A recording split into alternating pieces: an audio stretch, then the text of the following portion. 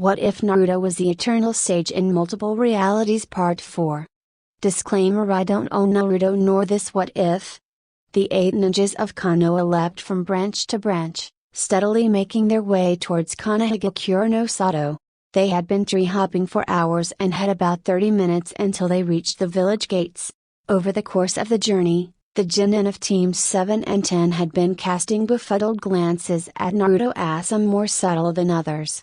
True to form, however, Naruto simply ignored said looks. He had no intention of putting up with the fuss of sating anyone's curiosity. A broken bar, after all, this was meant to be a vacation reality, and furthermore, it was none of their business.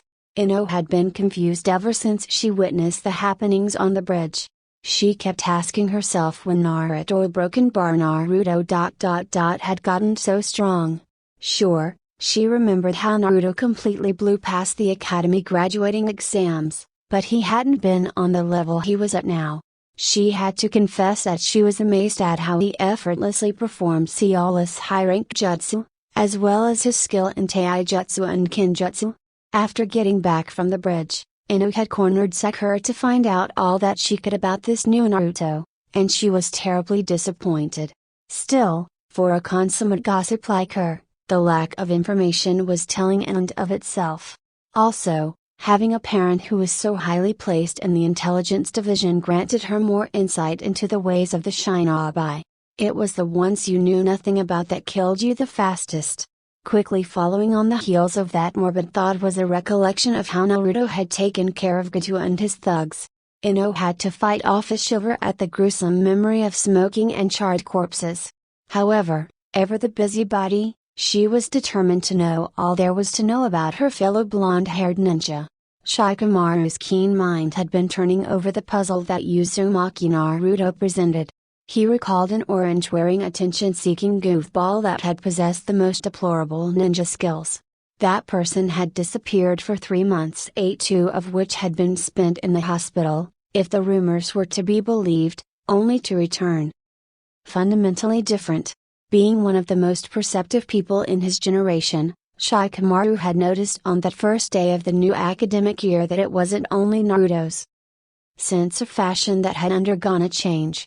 His thoughts had been confirmed when he had seen the way Naruto reacted to the taunts thrown his way. He will be the first to admit that once Naruto began to skip classes, he had written off the changes as only superficial. That was until the graduation exams, when Naruto basically made a fool out of everyone, shattering all their preconceived notions with indifferent impunity. Now 3 months later, he shows up again, wielding lightning jutsu with thoughtless ease and wiping out bandit armies like dust from his lapels. However, he remembered what Naruto had said to his teammates on the roof of Tizuna's house, and as such, decided not to bother asking him directly. Though it was troublesome, Uzumaki Naruto intrigued him. Choji was not oblivious to how surprising Naruto was. Before the blue-eyed ninja had changed so much, he would occasionally share a meal with him. After his absence of 3 months, however, Choji rarely ever saw him around. Still, it somewhat surprised him that a genin who graduated with him could be so far above him in skill. Nonetheless, he wasn't too bothered about it, and as such, he saw no need to stick his nose into his comrade's business. Asuma glanced at Kakashi's blonde-haired genin. He had spoken to Kakashi about him after Naruto had healed his injuries. He didn't really know what to think. He hadn't had many interactions with a kid before, so he didn't know how much he had changed. Still, he was grateful to Naruto for healing him, and even though his Jounin level skills were suspicious, he would give the kid who his dad was so obviously fond of the benefit of the doubt. Sakura had been silent for most of the return trip. She didn't know what to think. The mission in the Land of Waves had shown her how far behind she was in comparison to her teammates. Sasuke was the Rookie of the Year and an obvious prodigy. He had always been better than her, and now that he had unlocked his Sharingan, that gap could only possibly widen further. Then there was Naruto. What else was there to say on that matter? Comparing Naruto to herself was like putting Kakashi next to an academy student. Even she had to accept that Naruto was simply too powerful. And now that she thought about it, she asked herself just how he got that strong. From what she remembered, Naruto had been geared to graduate at the bottom of the class. Then out of nowhere, he blew past everyone during the graduation exams, even Sasuke. And just where did he learn medical jutsu from? Sakura had chosen to study medical jutsu, in the hope that it would become her thing on Team 7, thereby showing how useful she could be to Sasuke. Now, Naruto comes along and shows her up as though she was never any competition. She cast one last annoyed look at Naruto and vowed to find out how Naruto had improved so rapidly. Sasuke had been fuming ever since the group had departed for Konoha. He had passed out after Naruto rescued him from the deadly ice user. He had gotten the story of what happened from Shikamaru Ueno, and Sakura had been too busy crowding him and being annoying as always. When he learned that Naruto had defeated an opponent that he could not, and then gone on to wipe out so many bandits with one strike, he couldn't believe it. For the first time since the academy graduation, he realized that he had been playing catch up for so long and was still far behind. No matter how much he had tried, he had never been able to discover Naruto's secrets. He had even tried tailing him a few weeks after their team was formed. He had followed Naruto into a building where he had lost him. Before he could backtrack, he had been swamped by women. A prostitute who told him that a blonde-haired gentleman had paid them handsomely to entertain him. It was then that he realized that Naruto had been aware of his efforts to tail him and had thus led him to a brothel. He had been abruptly yanked out his musings when he felt a hand cup him there. He had promptly fled the building with a tomato-red face, with the amused mocking laughter of the women on his heels. He had been unable to meet Naruto's eyes for days after that incident. Still, he comforted himself with the knowledge that he had finally unlocked his bloodline limit. Even though he would probably be unable to copy any of his teammates' jutsu, he would still be able to use the other abilities of the Sharingan. Against him like its genjutsu and prediction abilities. With his annoyance replaced by eager anticipation, he turned his thoughts away from his teammate. Kakashi was lost in thought. A ninja of his caliber did not need his full attention to seamlessly travel on the Shinobi Highway.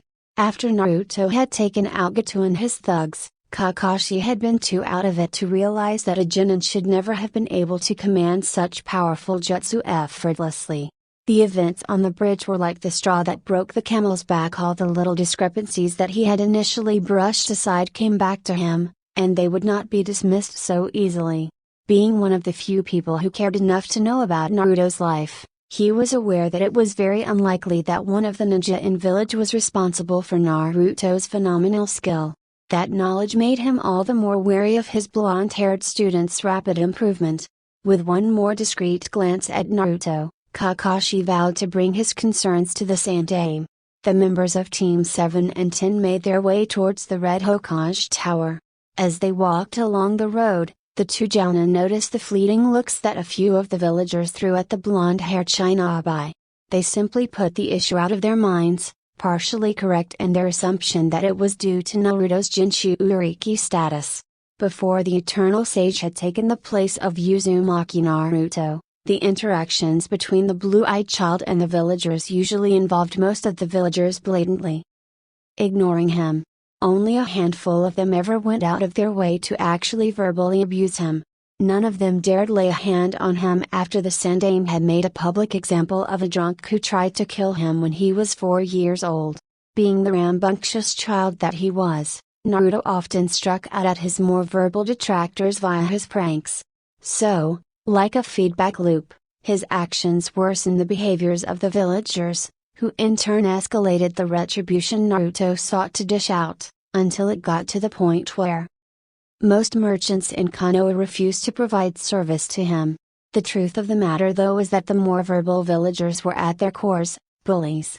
They derived malicious vindication from seeing Naruto's wide smile become more forced, and his shoulders hunch over more, under their hateful words. The silent observers also felt a sense of guilty of accomplishment when they saw the effect their indifference had on the boy. That all changed after the arrival of the current Naruto.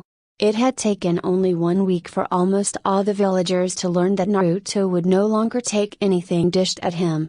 In fact, He seemed to simply not care, almost as if the world he lived in did not contain any of them. When the more vocal villagers taunted him, he never reacted a broken bar, he never even raised his head from his book. Now getting a taste of their own medicine, the taunting calls slowly began to dwindle and eventually, stopped altogether under the unyielding indifference of the Kibajinshi Uriki. With Naruto no longer caring about the existence of any of the people who attempted to make his life miserable, the more malicious of them began to get frustrated. It was no fun if he didn't feel their displeasure. Then when the first storekeeper tried to triple the prices of his goods, Naruto merely cast him a dismissive glance and left without buying anything. At first they had felt that they could still get to him by their actions, until they witnessed him buy so many goods from the monthly traveling merchants that said merchants probably gained a month's profit in one day. Any attempts at bad-mouthing the boy to the traveling merchants only caused them to be labeled malicious gossips that would do anything to stifle the competition.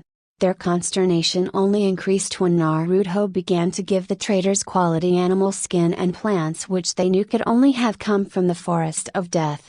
With the double blow of losing the patronage of such a relatively rich customer and a source of high-quality raw materials, the merchants slowly stopped treating him like they used. Of course, Naruto never actually went back to buying from them, even when he knew that he would not be overcharged. As months went by, and as the villagers saw him less and less, he slowly passed beneath their notice. The face masked his attempts to fade to the background. Most of them had even forgotten what he looked like. At the end of the day, he could walk freely in broad daylight without having to put up with glares and cold shoulders. Only a few people noticed him in particular, and they never did anything. The 8 ninjas stood before the Hokage as each of the 2 jounin gave their respective reports on their missions, with Kakashi including reports on his team's initial escort mission to the Land of Fire's capital. Sarutobi had to stop himself from reacting when Asuma mentioned that he allowed his fresh out-of-school kunoichi convince him to continue with the mission after getting its full measure. He would have to give Asuma an official reprimand, Hokage's son or not. His eyebrows rose minutely when his son reported about Naruto's use of Rujutsu, medical jutsu. Then he nearly choked on his pipe when he heard about the happenings on the bridge. After the 2 jounin were done, he dismissed all the 6 genin, noting with interest how Naruto vanished with a muted flash of lightning. When the genin had all left his office, he turned to Asuma and sighing, said, "That was a bad call, Asuma. I have no choice but to give you an official reprimand, marked in your records." Asuma nodded, accepting that he had indeed messed up. As he turned to leave at the Hokage's dismissal, he was suddenly reminded of an encounter he had had with Naruto in Wave. He had been surprised at the time because he knew from Kakashi that Naruto rarely, if ever, started out conversations. Tazuna had just returned from the events on the bridge to find that Gato had sent some thugs to capture his family as insurance. Asuma had intervened, after Inari had stood up to the thugs. He had been watching the tearful reunion of Tazuna and his family when Naruto had spoken in a soft and musing tone only he could hear. "Makes you wonder, doesn't it?" Surprised, he had turned a questioning gaze on the mysterious genin. Seeing his confusion, Naruto had turned a knowing look on him that pinned him in place. "Makes you wonder about the importance of family and loved ones, how no matter the differences between them, family is still family." Now in front of his father, who he hadn't spoken to for a long time, he considered what Naruto had said. Hiruzen looked at Asuma in confusion when he noticed him pause in his exit. His eyes widened in surprise when he heard what Asuma said on his way out, "See you at dinner, broken bar, father." A glowing smile spread across his face as he watched Asuma his son leave the room. He wondered what had happened to change his son's mind, and out of nowhere, an image of a blonde-haired child flashed in his mind. Getting a hold of himself, he turned his attention to the remaining jounin in the room. "So Kakashi, tell me, what are your concerns about Naruto?" Kakashi put his novel away, causing some measure of concern in the Sandaime. He began to detail the various discrepancies he had noticed so far: the jounin level speed, the mastery of kenjutsu, The chakra control needed to use medical jutsu as well as seamlessly command powerful bolts of lightning, the superior senses.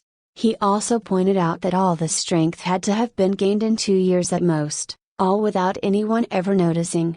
It wasn't possible. After Kakashi finished, Sarutobi leaned back with a furrow on his brows and exhaled a stream of smoke. He was sad to say that he agreed with Kakashi about the issue with Naruto. However, he was reluctant to force the truth out of the boy. Because he knew that the seal on Naruto would allow no interference from the Kyuubi, he was not too worried about that. Nonetheless, the fact that in 2 years, and with no teacher, Naruto had gained the skills needed to place him on par with Jounin level ninja was a thing of concern. The only reason that he didn't drag the child forward to demand answers from him was the memory of Naruto's body slumped over a blade he had thrust through his own heart. Looking at Kakashi, Sarutobi knew that they were thinking the same thing. Letting loose a world-weary sigh, he made his decision. I understand what you are saying, Kakashi, but you and I know why it is unadvisable to pressure him into giving us answers. However, I assume you are going to nominate your students for the Chunin exams. Watch him, and if he does anything that endangers either himself or the village, let me know. Giving a resigned nod, Kakashi vanished in a swirl of leaves. The Hokage gave another tired sigh, and then leaned forward to resume his paperwork. The 3 Genin of Team 7 entered the exam room to see a huge gathering of Genin from other villages. Naruto smoothly sidestepped the blonde missile careening towards him, and then turned to watch calmly as Sasuke was smothered by Yamanaka Ino. He didn't react when Shikamaru spoke up from behind him, "You guys too, huh? Troublesome." Whatever response that statement might have garnered was cut off by the loud and boisterous voice of Inuzuka Kiba, "Woo! You guys are here too. This is going to be so awesome." The 9 Genin of the most recent graduating class began to intermingle amongst themselves, until they were interrupted by another newcomer. The silver-haired Genin spoke in a chiding tone, "You really should not be so noisy. There, take a look behind you." The Genin turned and most of them blanched when they noticed the murderous looks being thrown their way by the rest of the room's occupants. Yakushi Kabuto noted, with interest, that neither Uzumaki Naruto nor Akaya Sasuke seemed to be bothered by the killing intent. Making a note of his observation, he continued, "Since I'm a fellow Konoha Genin who has taken these exams before, I'll help you out free of charge." Then, with a flourish, he produced a deck of cards. Before any of the Genin before him could wonder at the purpose for the cards, he explained, "These are info cards which I created using my experience with the exams. They have on them, information about all the villages participating in these exams, as well as, information on the individual Genin themselves. So, who do you want to know about?" Sasuke noticeable perked up at that.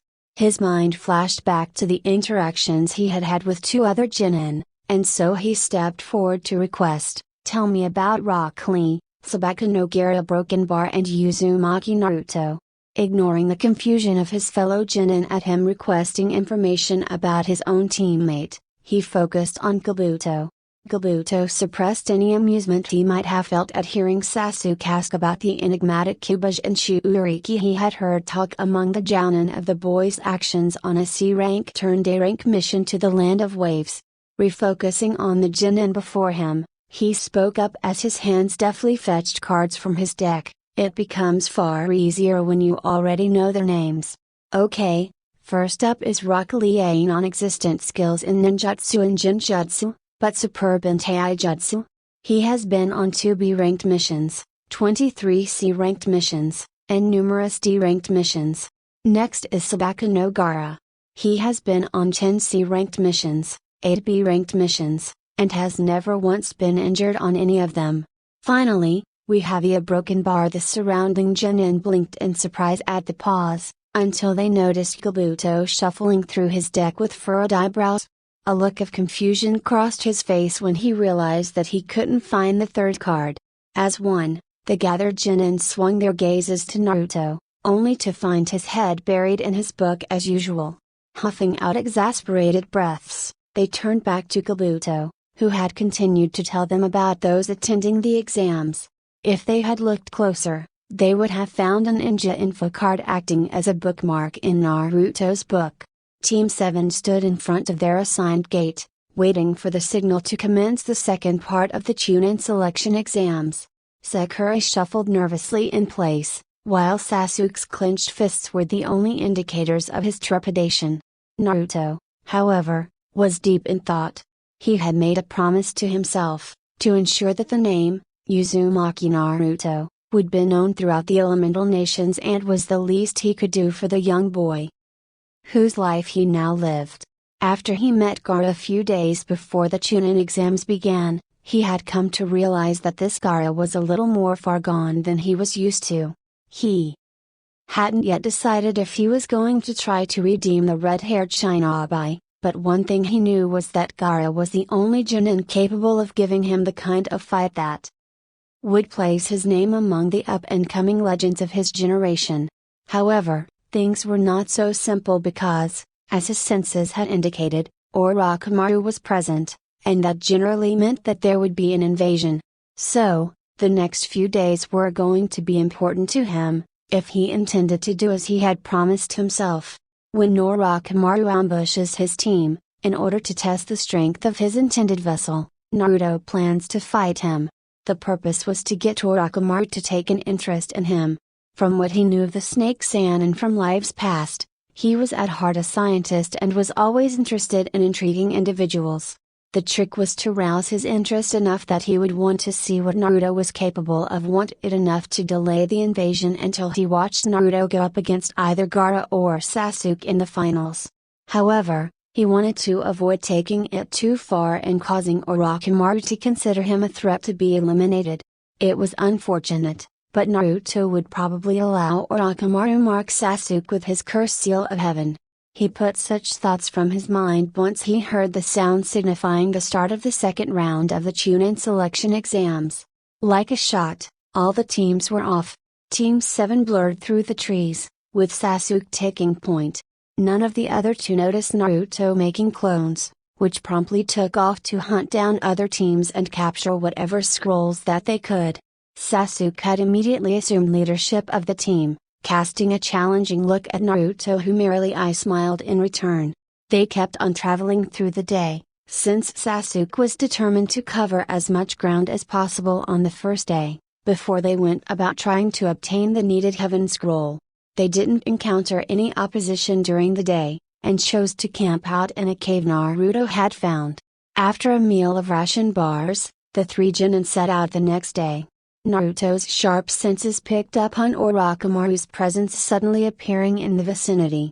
So, he wasn't fazed when a gust of chakra-reinforced wind slammed into him, propelling him far away from his team.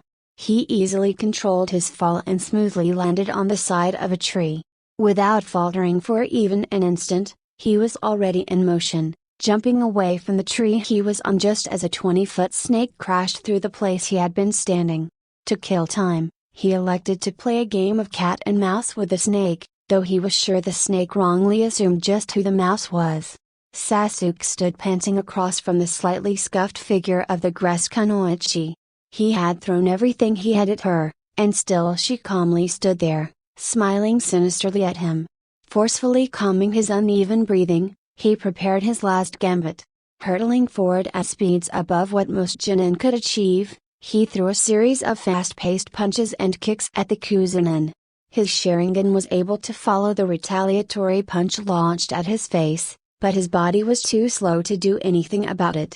The punch thundered into his face, launching him away from his opponent. Not even hesitating, he hurled 10 shuriken simultaneously along circuitous paths. With the same smirk on her face, the kunoichi smoothly evaded them, only moving as much as needed to have the projectiles just brush by. Her eyes widened, however, when she noticed the ninja wire attached to the shuriken, only in time for her to be bound to the tree behind her. Not wasting his chance, Sasuke clenched the end of the wires in his mouth and snarled out, "Gin, Ryuken no Jutsu, Fire Release, Dragon Fire Technique." A huge roaring torrent of flame surged down the ninja wire and met at the kunoichi's location in an explosion of heat, light, and sound. Sasuke let loose a breath of relief when he heard the kunoichi screams. However, his relief fled him when he noticed that what he thought were screams of pain, were actually screams of exultation. He stumbled back in shock and fear as the Kuzunin emerged from the flames, slowly peeling off the charred skin of her face to reveal a pale smirking visage beneath it. He spoke up in a tone that felt like snakes crawling under skin, "Kukaku Sasuke-kun, you truly are a delight. Such promise you have, yes, you truly are that man's brother." Orochimaru's sickening grin widened further when he noticed the flinch Sasuke released at the mention of Ichi. He made his decision. Quickly weaving through hand seals, his neck elongated grotesquely, launching his head towards the petrified Jinin. His jaws extended beyond human norm and his fangs lengthened in preparation. Sasuke let loose a scream of intense pain as Orochimaru clamped down, imparting his curse seal of heaven on the boy. Orochimaru was in the process of retracting his head, when his eyes widened and he abruptly wove his body to side. He avoided the spear of lightning by a hair's breadth. He quickly focused his serpentine gaze on the new arrival and smiled in glee as he noticed the blonde-haired child coolly gazing back at him. His senses noticed two clones of the Kibajin Uriki arriving and leaving with his two teammates, but he ignored them, having already accomplished his goal. Turning back to the blonde, he prepared to speak, but was interrupted. "Orochimaru the snake charmer, what brings you to this part of the woods?" Now amused, Orochimaru responded, "Oh? You know of me, little Jinin? I'm surprised. I would have thought that my broken bar would have kept the academy from teaching about me. After all, Konoha has a habit of trying to bury unpleasant truths." Naruto merely gave a nice smile in response, and said, "Nah, the huge snake was kind of a dead giveaway. Might I inquire as to what you just did to my teammate?" "The broken bar. Since you asked so nicely, I think I could answer that. I gave him a taste of what power could be his if he came to join me. I have seen his soul, little Jinin, and I know that he will seek me out for more power eventually." Watching to see what Naruto would do in response to his explanation, Orochimaru noticed his subtle shift in stance and prepared himself to test the Jinin before him. With a flash, they were off. The three clones finally landed beside a huge hollowed-out trunk. The lead clone turned to Sakura as the clone carrying her placed her on her feet. "Make camp here and tend to Sasuke. Two of us will leave to aid the original while the last one will set up some perimeter traps. We don't have a lot of equipment, so don't rely too much on the traps." Without giving her a moment to respond, the lead clone was off, followed by one of the other two. Naruto's fists were a blur as he attacked the snake Sannin, moving at speeds that put Sasuke to shame, a fact which Orochimaru noted with interest. The heavy Sannin's fluid taijutsu style allowed him to move in odd ways to avoid all the attacks headed his way. He was obviously not going all out on the Jinin, but still, he was impressed that Naruto was keeping up with the pace so far. Deciding to kick it up a notch, he began to counterattack. Amazingly, Naruto was able to avoid 4 out of every 5 attacks launched his way, even managing to hit Orochimaru a few times. Naruto suddenly jumped away from Orochimaru and with no warning beforehand, he spat out in Orochimaru's direction, Raiton, Gion, lightning release, false darkness. Orochimaru's eyes widened as the Jinin seamlessly launched a B-ranked jutsu at full power. Deciding to play along, he formed a single hand seal and said, "Photon, Shinka-Gyaku, wind release, balls of wind," and spat out 5 balls of tightly compressed cutting winds at the airborne Jinin. The lightning spear was destroyed by one of the balls of wind, reducing their number to 4. While still airborne, Naruto rejoined, Raiton, Raryuden, lightning release, lightning dragon bullet. A huge crackling blue dragon made of lightning plowed through the balls of wind and then exploded when it impacted the place Orochimaru had been standing in. Naruto landed on the side of tree and promptly ducked as roundhouse kick tore through the air above his head. He returned with a rising elbow which just grazed the tip of Orochimaru's nose as he leaned back to avoid the blow. Still leaning back, Orochimaru's leg came up to impact heavily into Naruto's stomach, causing Orochimaru to let out a hiss of pain as the lightning clone was dispelled in a release of lightning. A sword erupted from his chest as he stood back upright. However, Naruto never stopped moving as he spun and cut through the air behind him, forcing Orochimaru to pull back. Smirking at the increasingly fascinating Genin, Orochimaru opened his mouth wide and reached in to pull out the famed Kusanagi. Turning back to the Genin, he said, "Kukaku, you surprise me, Naruto-kun. However, as I'm sure you know, this is the Kusanagi. There is no material it cannot cut." In response to that, Naruto simply channeled chakra into his ninjato, causing previously invisible seals to light up. With a low hum, his blade began to vibrate at insane speeds, increasing its cutting power 100-fold. Then lightning crackled down the length of the blade, further increasing its lethality. Smile widening at the display, Orochimaru lunged forward and began a lethal dance of steel with the blonde-haired Genin. Naruto fought with all the skill that his level 7 custom limiter seal would allow. He skillfully traded blows with the fellow master swordsman, just managing to turn aside attacks that would have fatally poisoned anyone else. They continued like that for a few more minutes until Naruto suddenly switched things up again by intoning, Raiton, Kanshkia, lightning release, wave of inspiration. The surge of lightning traveled down his blade and into the Kusanagi, forcing Orochimaru to disengage or risk further electrocution. Naruto had begun breathing a little heavier from the effort of battling such a high-level opponent while being restricted as he was. The little cuts he had sustained from the famed grass cutter sealed with a hiss as his accelerated healing factor kicked. Orochimaru's attention was drawn to Naruto as he watched his injuries heal before his eyes. Then Orochimaru almost sighed as he realized that he had gotten sidetracked and spent too much time with the blonde-haired ninja. He would have to bring things to a close. He tossed his sword through the air and blurred through hand seals before slamming his hands on the floor. Naruto allowed his eyes to widen as he felt Orochimaru's chakra spike to high levels as he said, "Kachayos no Jutsu?" The Anbu and Hokage perked up when they sensed a huge spike of chakra from the forest of death. Stepping up to his window, Sarutobi turned his gaze in the direction of the chakra eruption in time to see a huge plume of smoke clear to reveal what his sharp eyes saw to be a huge snake. He was already zipping towards the disturbance before the Anbu around him could make sense of what they were seeing. "Orochimaru," he thought to himself, "what is it that you are searching for here?" Knowing that his former sensei and Konoha Anbu would have felt the chakra spike, he commanded the snake to make quick work of the Genin.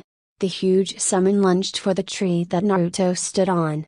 It crashed through the tree, narrowly missing its intended target, and turned to find its elusive prey.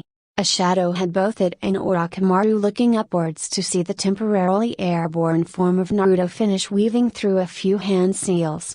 Then locking gazes with the widening eyes of the snake Sannin, Naruto roared out, "Raiton, Raryu Uno Tuku, lightning release, roar of the lightning dragon."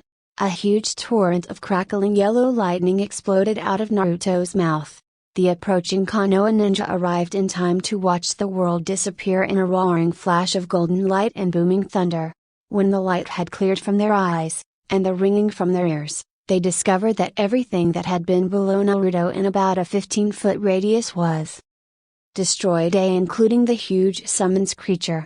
The surrounding Anbu shook off their shock and turned to the Hokage for guidance. Shaking his head, he indicated that they should spread out and search for the traitor Sannin. He cast a contemplative look at Naruto, turned to observe the damage caused by his one attack, and then turned to join his men in his search. Naruto sensed the departure of the ninja, and sighed to himself. Although he had succeeded in his objective concerning Orochimaru, he knew that the Sandaime would soon be demanding answers from him. Well, he thought as he began tracking down his teammates, it's not like I haven't dealt with stuff like that before. Naruto had made a slight detour to receive the scrolls that the clones he had sent out had obtained. All in all, he had 3 heaven scrolls and 2 earth scrolls. He was steadily making his way back to his teammates, moving leisurely since he was in no hurry. He was also taking the time to let his currently limited reserve regenerate. His fight with Orochimaru had taken a lot out of him because he had refused to release even one level of his limiter seal. He was currently at half the strength of level 7. He slowed down his approach and concealed his presence from all those in the clearing ahead of him, even from the Hyuga hidden in a tree on the other side. It was the work of a moment for him to understand what he was seeing. Orochimaru must have sent the Sound Nins to test Sasuke's curse seal. Sasuke was still out of it, however, and so Sakura had taken a beating, as had Rock Lee, who had tried to aid her. He was about to intervene when he felt Sasuke's chakra warp and begin to rise steadily. The gathered Genin members of Team 10, Rock Lee, Sakura, and the Sound Nin 8 turned their attention to the source of steadily rising foul chakra, to find Sasuke standing with odd markings spreading across his skin. Sasuke smiled in deranged pleasure as felt the wonderful power coursing through his body. He felt invincible as he was. With this power, I can definitely surpass that blonde-haired nuisance and be closer to killing him. His gaze cut to one of the Sound Nins present, and suddenly, he vanished. Kensuchi let loose a cry of pain as Sasuke's rising foot smashed into the underside of her jaw. Before she completely left the ground, he pivoted and delivered a powerful roundhouse kick to her airborne body, propelling her forcefully into a tree. The surrounding Genin winced when they heard the distinct sound of bones breaking on impact. With a snarl of rage on his face, Zika flung his hands towards Sasuke and screamed out, "Zankyakakuu!" Extreme decapitating airwaves. A huge gust of deadly cutting air exploded out of his palms, leaving him panting from the chakra usage. The wave of air tore across the clearing, bearing down on the still stationary Uchiha Sasuke.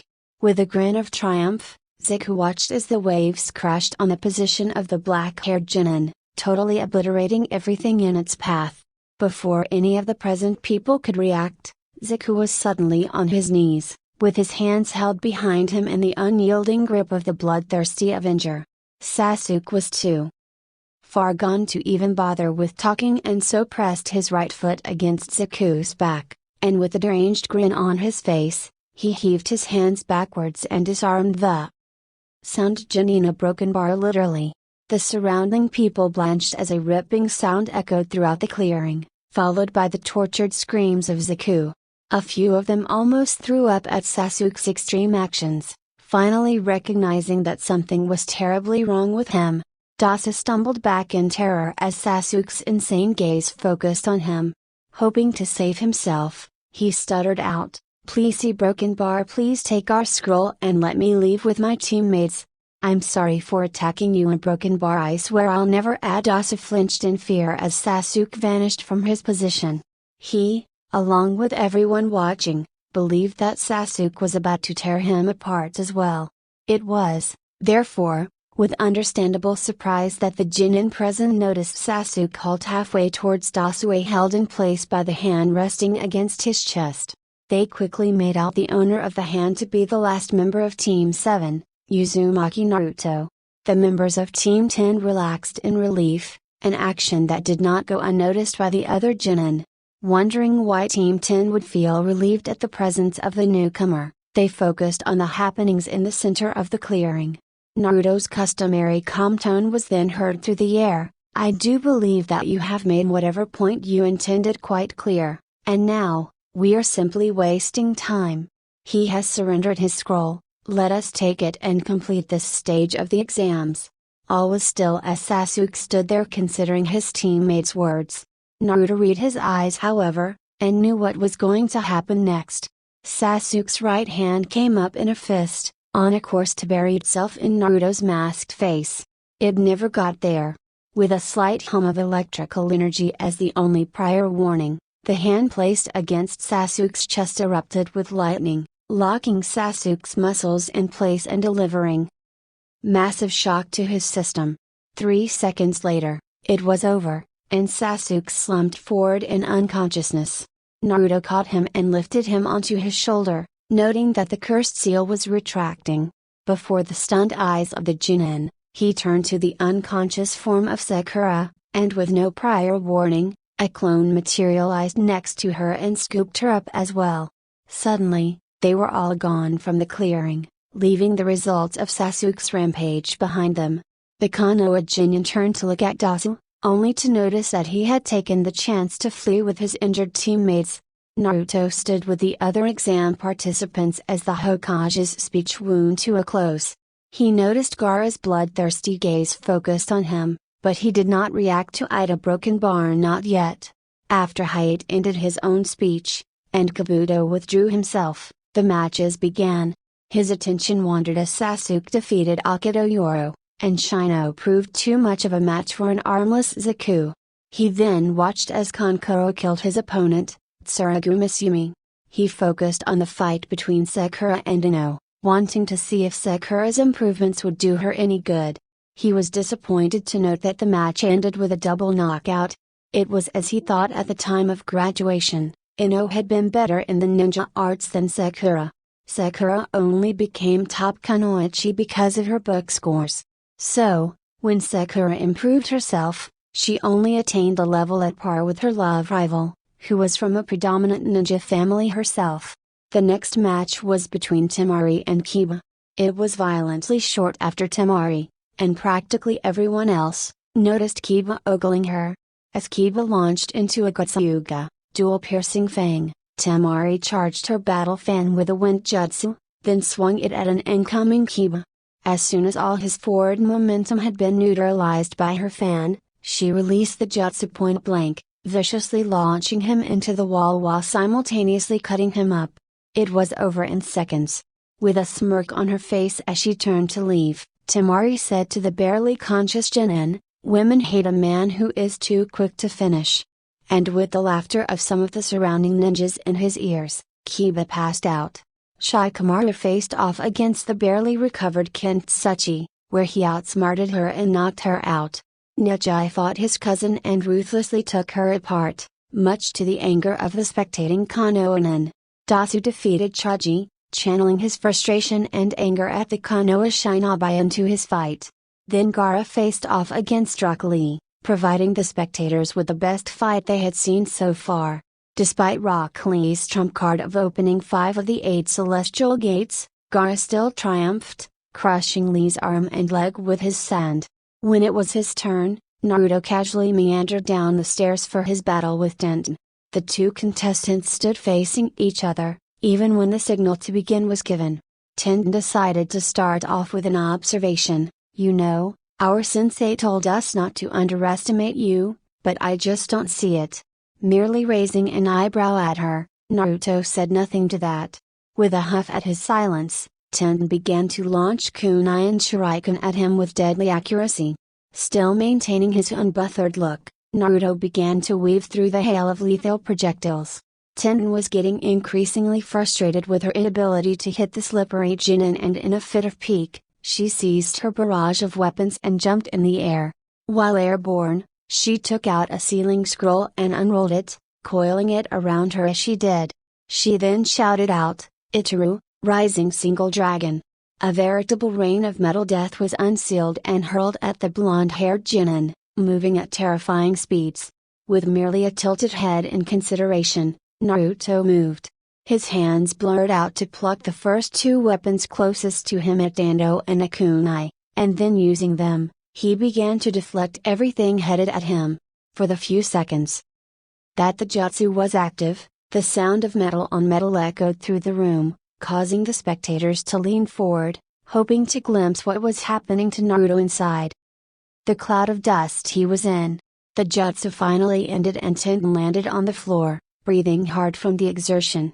The cloud of dust cleared to reveal a sight that stunned her for a moment. Naruto stood there, not a single scratch on his body, holding one of her tandos and a kunai. There was a perfect semicircle of untouched ground behind him, where not a single weapon had landed. Gritting her teeth in frustration, Tenten initiated the second part of her jutsu. With a flex of her fingers, all the weapons on the floor were launched into the air, guided by the ninja wire she now held. A crackling sound drew her attention to Naruto, to see the kunai he had held in his hand hurtling through the air towards her. She twitched her fingers and one of her airborne weapons moved to intercept the airborne kunai, while the rest lunged for Naruto from above. When the interceptor weapon hit the kunai, Most of her other weapons had already traveled past it, closer to Naruto. The sound of the metal hitting another metal was quickly followed by the sound of lightning discharging as the lightning chakra Naruto had booby-trapped the kunai with exploded. The lightning was drawn to all the metal around it and promptly surged down the ninja wire surrounding the kunai that had contained it, traveling back to the budding weapons. Mistress. She only had time to widen her eyes before the lightning arrived at her hands. After the seconds-long lights ended, Tenden's lightly cooked standing body was revealed. With a sound like a sigh, she fell over backwards, unconscious. After a few moments of stunned silence, Hayate's voice rang out, "Winor, Uzumaki Naruto." Naruto walked down the streets of Konoha as he pondered what he should do during the 1-month break before the finals of the Chunin exams. He turned to the side as the Anbu that had been trailing him finally decided to reveal himself. Suppressing a twitch at being sensed by a genin, the Anbu spoke in a monotone, "Uzumaki-san, Hokage-sama requests your presence." After a nod, the Anbu vanished in a cloud of smoke. Naruto sighed and then prepared himself for the confrontation that was coming. He had already decided on how he was going to play it, and so, with no trace whatsoever, he disappeared from the streets of the village. Naruto's steps didn't falter as he entered the Hokage's office, even as he noticed the added presences of his current one-eyed teacher in the legendary Toad Sannin. He came to a stop at a respectable distance from the Hokage and said, "You sent for me, Hokage Gigi?" Jiraiya's keen eyes observed the blonde-haired boy standing before his sensei. He noticed, with no small amount of incredulity, that the kid seemed completely at ease in the presence of 3 of Konoha's top ninja. From what his sensei had already told him about his godson, he knew that Naruto would probably be able to guess at his identity. Still, one would expect a genin to show some nerves when faced with 3 Konoha legends, but the kid was rock steady. He quickly tuned into the conversation about to happen, determined to get the truth about the mysterious child. "Yes, Naruto-kun, I did. My ninja informed me that there was a missing nin present during the second stage of the Chunin exams. I want to know if you encountered him." With a nod, Naruto said, "Yes, it was Orochimaru of the Sannin." Releasing a weary sigh, the Hokage said, "And then what happened?" "I arrived just as he was biting my teammate, Uchiha Sasuke. I launched an attack to distract him while 3 of my clones removed my teammates from immediate danger. I asked him what his purpose was and he told me that he wanted to give Sasuke a taste of power. He was confident that Sasuke would seek him out for more. After fighting with me for some minutes, he then left." The old man was quiet for a moment, just looking at Naruto with an unreadable look in his eyes. He then asked, "How?" Seeing Naruto's look of confusion, he elaborated, with his voice steadily rising as his frustration got the better of him. "How does a genin fight with a ninja like Orochimaru and come out relatively unharmed? How does a genin seamlessly produce an unseen jutsu that wipes out countless enemy bandits? How does an academy student go from being the bottom of his class to breaking all previously held records in the graduating exam in just under 2 years? And how does a child improve so much without anyone teaching him or noticing?" Naruto's face was blank and unreadable as he gazed back at the sensei. He noticed that all 3 ninja were entirely focused on him. Then Jiraiya decided to add his own input, giving Naruto the opening he needed to pull off his deception. "Look, kid, it's not that we're not glad that you improved. The issue is that no matter how you look at it, such strength is suspicious. Why don't you just tell us who it was that taught you and we can get this thing settled once and for all?" Jiraiya had to fight back a flinch as Naruto's eyes lost their blank look and gained a look of barely restrained fury. When those raging blue eyes cut to him, he drew back slightly, suddenly feeling as though he were staring down a furious yellow flash himself. When Naruto's voice came out, they all heard the suppressed rage in his tone. "You are 12 years too late to be asking anything of me, dear godfather." The Hokage's office was silent. None of the 3 adults present knew how to react to Naruto's angry statement. Jiraiya, in particular, had paled and kept opening and closing his mouth, unsure of what to say. Seeing that he had them off kilter, Naruto began to weave his magic. Slumping his shoulders and allowing defeat and melancholy to color his tone, Naruto spun his tail. Sarutobi, Jiraiya, and Kakashi all focused on Naruto as he began to speak. Jiraiya was the only one of the three who wasn't stunned by the picture of defeat Naruto presented, having not known the boy as the other two had. He had nothing to compare with. Still, some part of him recognized that such an aura of defeat did not lend itself well to a child whose presence bore such a strong resemblance to that of his dead student. All other thoughts fled from his mind as Naruto began to speak, each question aimed at him, slowly causing him to draw further into himself in shame. Naruto did not shout, his voice remained dull, lifeless, and just disappointed. You were supposed to take care of me. Where were you when the orphanage kicked me out, and I had to survive on the streets until Gigi found me? Where were you when none of the teachers would teach me anything, and I failed my tests because I couldn't even understand the questions being asked of me?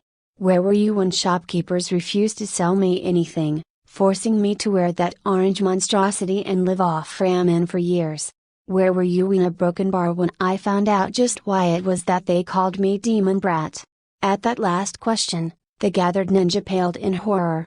Before any of them could interject, Naruto asked one last question, causing Sarutobi and Kakashi to close their eyes in remembered sorrow. Where were you a broken bar 2 years ago? When I tried to kill myself, a broken bar when I died. Kakashi's lone eye was staring blankly into space, incapable of focusing on the here and now. True to his prediction at the time, the memories of Naruto's motionless body, a corpse, had not left him. Even now the macabre scene had been forever branded in his memory by his spinning red and black eye. He had never known how badly Naruto was treated, but if he was honest with himself, he would recognize that he had never allowed himself to find out. It made it easier to pretend that his sensei son was well taken care of if he didn't know for sure otherwise. Of course, he was aware that some of the villagers were more vocal in the dislike of Naruto, but he never imagined that they went so far as to deny him service in shops, or even sabotage his education.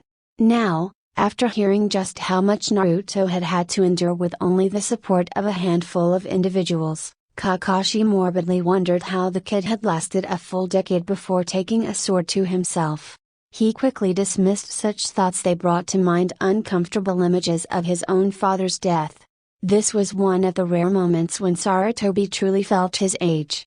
Standing before him was the product of one of his greatest mistakes, even worse than the debacle with his traitorous student. Internally, he cursed himself for ever allowing himself to bend to the whims of sentimental folly and announced the truth behind the events of the Kyuubi attack. His misplaced belief in the non-existent fortitude of the people of Konoha had caused Naruto to suffer as he should never have. To think that even a cheerful and optimistic child, like Naruto had been, could be driven to suicide at the too young age of 10 left him feeling weak and useless. This was not the Konoha that his teachers had dreamt up, and then given their lives to create. This was not the will of fire of that Namikaze Minato had sacrificed himself to preserve.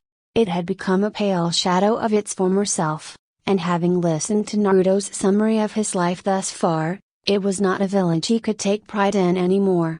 Jiraiya wavered between extreme murderous fury and paralyzing shame and horror. 12 years ago, when he had learned of the sacrifice his student had made, he knew he had a choice to make. At the time, he believed that choosing to protect Konoha from outside threats was the right choice. A broken bar, evidently. He was wrong. Standing there, looking at the kid he was supposed to have raised as a son in the absence of his student, he realized just how much he had failed. He could have easily dropped in occasionally, to make sure that Naruto was growing up properly, but he had managed to convince himself, time and time again, that the child was fine and did not need him. The child, slumped in defeat before him, indicated that he had made the wrong call, possibly an even worse failure than he had had with his traitorous teammate. And now, because he had chosen to leave a runaway, his godson had killed himself. A broken bar breaking out of his state of self-disgust, he quickly went over that thought. His godson had killed himself. How was he only finding out about it? Suddenly, he recalled one of the periodic reports from his sensei, mentioning that Naruto had been hospitalized for a few months. He nearly bit his tongue, restraining himself from ripping into the Sandaime Hokage for not informing him of his godson's attempted suicide. It helped that he knew he was not blameless in the matter.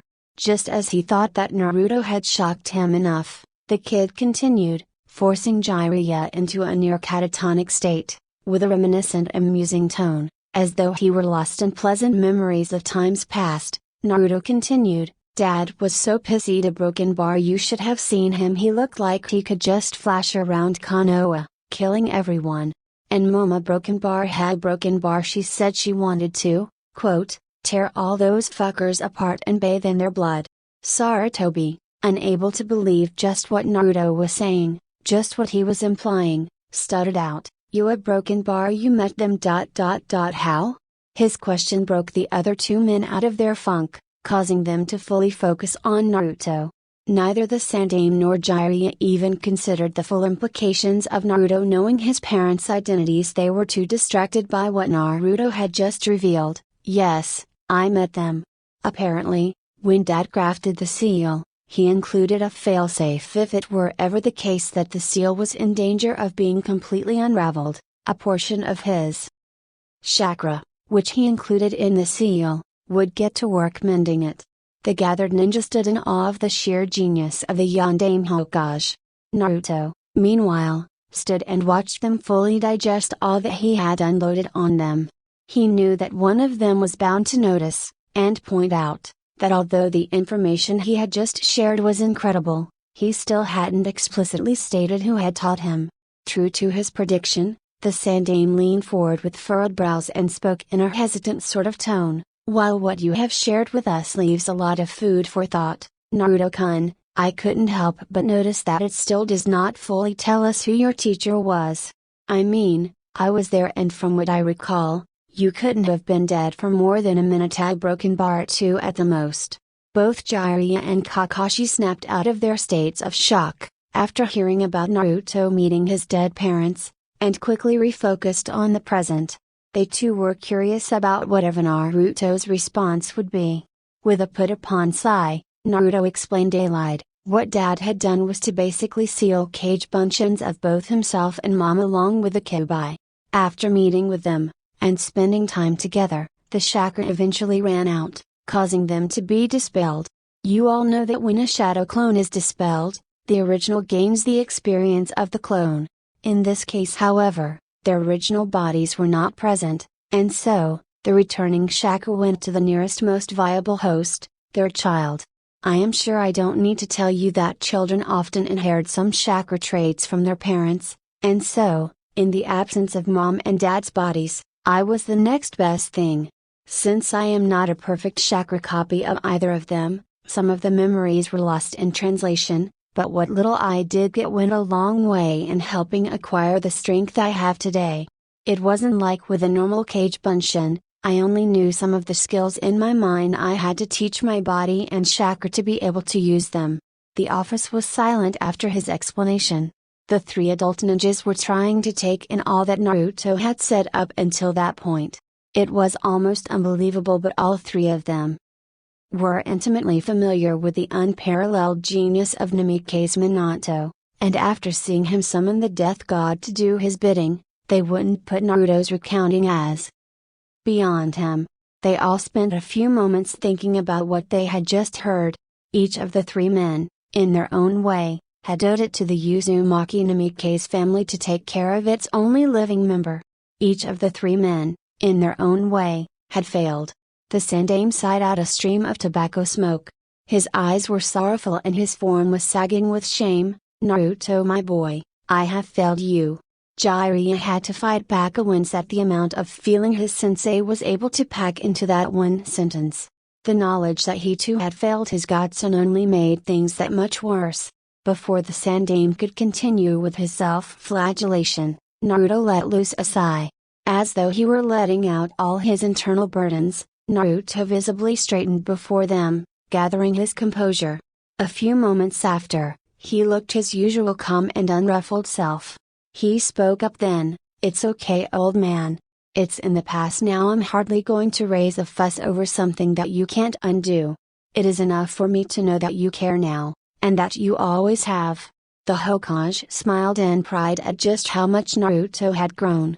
However, even as he slightly inclined his head in acceptance of Naruto's forgiveness, he made a personal vow to do right by the child. From then on, ignorance would not be an excuse. Jiraiya gazed thoughtfully at the young man his godson had become. He felt a momentary pang of loss at the fact that he had missed Naruto's growth. He quickly consoled himself with the knowledge that he now had the chance to make up for all the lost time, if Naruto would let him. Kakashi, while happy with the resolution of the situation, was also saddened by the fact that he would have to spend the coming months solely training Sasuke. Even the knowledge that Naruto would probably be taken care of by Jiraiya could not placate him. Now that he knew how terrible Naruto's life had been, he was all the more eager to spend time with him and be there for him more than he had before. With the more difficult part of the conversation out of the way, the four ninjas were more comfortable with each other. The three adults began to talk with Naruto about his achievements, all the time being told embellished truths sandwiched between believable lies. Jiraiya brought the discussion to a close when he just about leered at Naruto. "So kid, care to show me what you've got?" Naruto stood next to Shikamaru, along with the rest of the participants who had made it to the finals. The entire stadium was packed with many people, both foreigners and locals, all hoping to be entertained by the up-and-coming new generation of shinobi.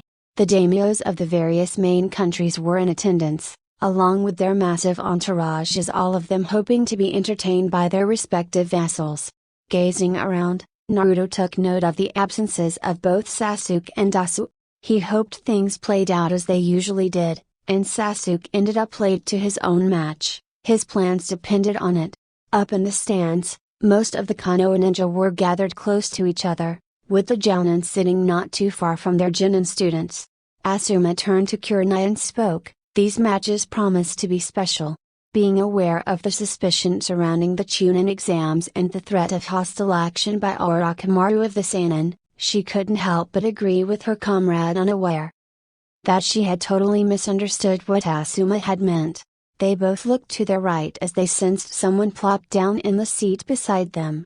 The slightly psychotic grin tipped them off to the person's identity, long before they noticed her purple hair, or heard her shiver-inducing voice. I hope that little redhead can spill that red stuff I love so much. I'm betting on him to make this delicious." But then again, that little blonde gaki had some good moves as well. "He's Kakashi's brat, right?" Asuma took a moment to ignore the statements preceding Anko's question, then he nodded his head. Absently wishing for one of his cigarettes to fortify him enough to handle the snake mistress of Konoha, he responded, "Yeah. From what I've learned, he is not a genin to be taken lightly." Most of the older Konoha ninja who heard Asuma were disbelievingly puzzled. Wasn't that the Kibaji and Shuuriki? No way was he as skilled as they say. Obviously, the happenings in Wave had not been spread around. Kurenai had heard from Asuma about the events on the bridge in the Land of Waves, yet she was skeptical about the reports of one genin's strength. The gathered genin, seating not too far away from the Jounin, had heard what they were talking about. Kiba, Hinata, Denton, and Lee, all turned their gazes to Sakura, questions in their eyes. They hadn't heard about the Wave mission either. Ino, who had been present and who never let an opportunity to gossip pass, leaned forward and spoke in a tone bursting with eagerness to share. "It's true though, you should have seen him that day on the bridge." Hino's voice was abruptly cut off by the proctor's voice originating from the center of the arena. "Ladies and gentlemen, welcome to the finals of this Chunin selection exam. We are about to begin with the first round of fights. Please sit back and enjoy the performance these young shinobi will put up for you, and remember to cheer them on." The proctor, Shiranui Jinma, allowed a few moments for the crowd's cheers and roars of anticipation, a broken bar and slight bloodlust, a broken bar to settle down. When he was sure that they could hear him properly, he continued, "The first matchup is between Hyuga Neji and Uzumaki Naruto." The gathered crowd roared in anticipation of the coming bloodshed. with the majority of the Konoha civilians visibly more in support of Neji than Naruto. That's not to say that there weren't a number of people cheering Naruto on. No, in fact, there was almost an equal number of people cheering for the blonde Jinchuriki, most of them foreigners. Most of the gathered Konoha ninja noticed this, and Asuma, who was sitting closest to one of said foreigners, turned to the man sitting close to the group. He noticed that the man's 8-year-old granddaughter was vibrating excitedly in her seat, constantly pointing at Naruto and saying things like, "That's him, Daddy, that's the nice boy who saved us. He's so cool." Asuma cleared his throat and raised his hand a little, garnering the old man's attention. Now that he was looking at him, he noticed that the old man was probably some official from one of the surrounding minor villages. With the gathered ninjas listening in, some more subtly than others, Asuma asked, "Excuse me, but I couldn't help but notice that you seem to know Naruto." Asuma's words also caught the attention of some of the foreigners sitting around the person he was talking to. Noticing that their hero was being talked about, they noticeably tuned into the conversation as well. The old man gave a kindly smile to Asuma, while at the same time placing his hand on his granddaughter's head to keep her in place on her seat. "Yes, indeed, we had the great fortune of meeting him about a year ago. You see, we had just been sacked by bandits and they had kidnapped our women and children, including my little one here." At that, the cute little girl gave a nod, acting all cute and solemn-like. "We are a simple farming village, without armed men to take care of such things. While we were debating on what to do, that young man arrived in our village, saying that he had tracked the bandits to our location, and offered to retrieve our kidnapped people. We were all skeptical at first, until my son, the leader of our village, recognized the young man from descriptions people from other villages had given. He was able to recover all our people, uninjured, as well as all that the bandits had stolen from us. He didn't even ask for anything in return." The Konoha ninjas listening in were surprised at the old man's story. Their surprise only increased when other foreigners sitting nearby nodded their heads, saying that Naruto had done the same for them. Putting together a timeline from what they were saying, the Shinobi realized that Naruto must have started such missions when he was in the last year of the academy. The Konoha civilians who were close enough to hear the old man's story were forced to reconsider all that they thought they knew about the Jinchuriki. All attention focused on the arena when people noticed that the first match was about to begin, all other present participants having long cleared out from the field. Jimmy stepped forward, and turning to each of the two combatants in turn, he asked, "Ready?" Getting a nod from each of them, he declared, "Begin." The entire stadium fell silent, waiting to see who would fire the opening salvo. Neji observed his blonde-haired opponent, his acute gaze easily noting that Naruto was completely relaxed with his stance full of openings. Choosing to interpret this as overconfidence, he spoke in a cold and disdainful tone, "You should give up. Fate has decided that I will be the victor in this battle." Naruto fixed him with a sharp look that was assessing, and then he sighed as though Neji had just been found wanting. Before anything else could be said, he formed a single-handed ram seal and spoke calmly, "Raiton, Zakaku, lightning release, intelligent hard work." A spark was created at the tip of his upright middle finger. The spark grew into a crackling ball of lightning about the size of a golf ball. Before the eyes of everyone watching, the ball of lightning fluidly shifted into the shape of a small bird, which then proceeded to start fluttering around Naruto's head. After getting over his surprise at Naruto's actions, Neji scoffed, "How disappointing, is that it?" Neji had just barely finished speaking when the lightning bird dive-bombed him. Still unbothered by the obviously ineffective attack, he prepared a Juken strike to destroy the approaching bird. A scant few feet away from him, the bird exploded. In place of the small bird, a massive roaring torrent of supercharged lightning was suddenly bearing down on Neji. Many in the crowd flinched back at the unexpected metamorphosis from harmless bird to lethal beam of crackling death. Neji, without wasting time, immediately kicked it into high gear. With a cry that was just barely heard over the noise of Naruto's attack, he began to spin, Hakuzukaten, 8 trigrams palms heavenly rotation. The massive wave of lightning slammed into Nejai's revolving dome of chakra.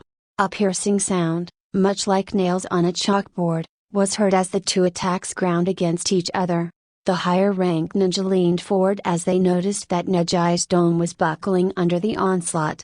Then, just as it seemed like Nejai was about to be electrocuted, Naruto gestured and his attack abruptly ceased to exist. As Nejai spun to a stop, even he was confused at the abrupt end to the attack, especially when he would never admit this, he was about to falter. Naruto's even tone cut through the confused mutterings of the people in the stadium. You should not have done that.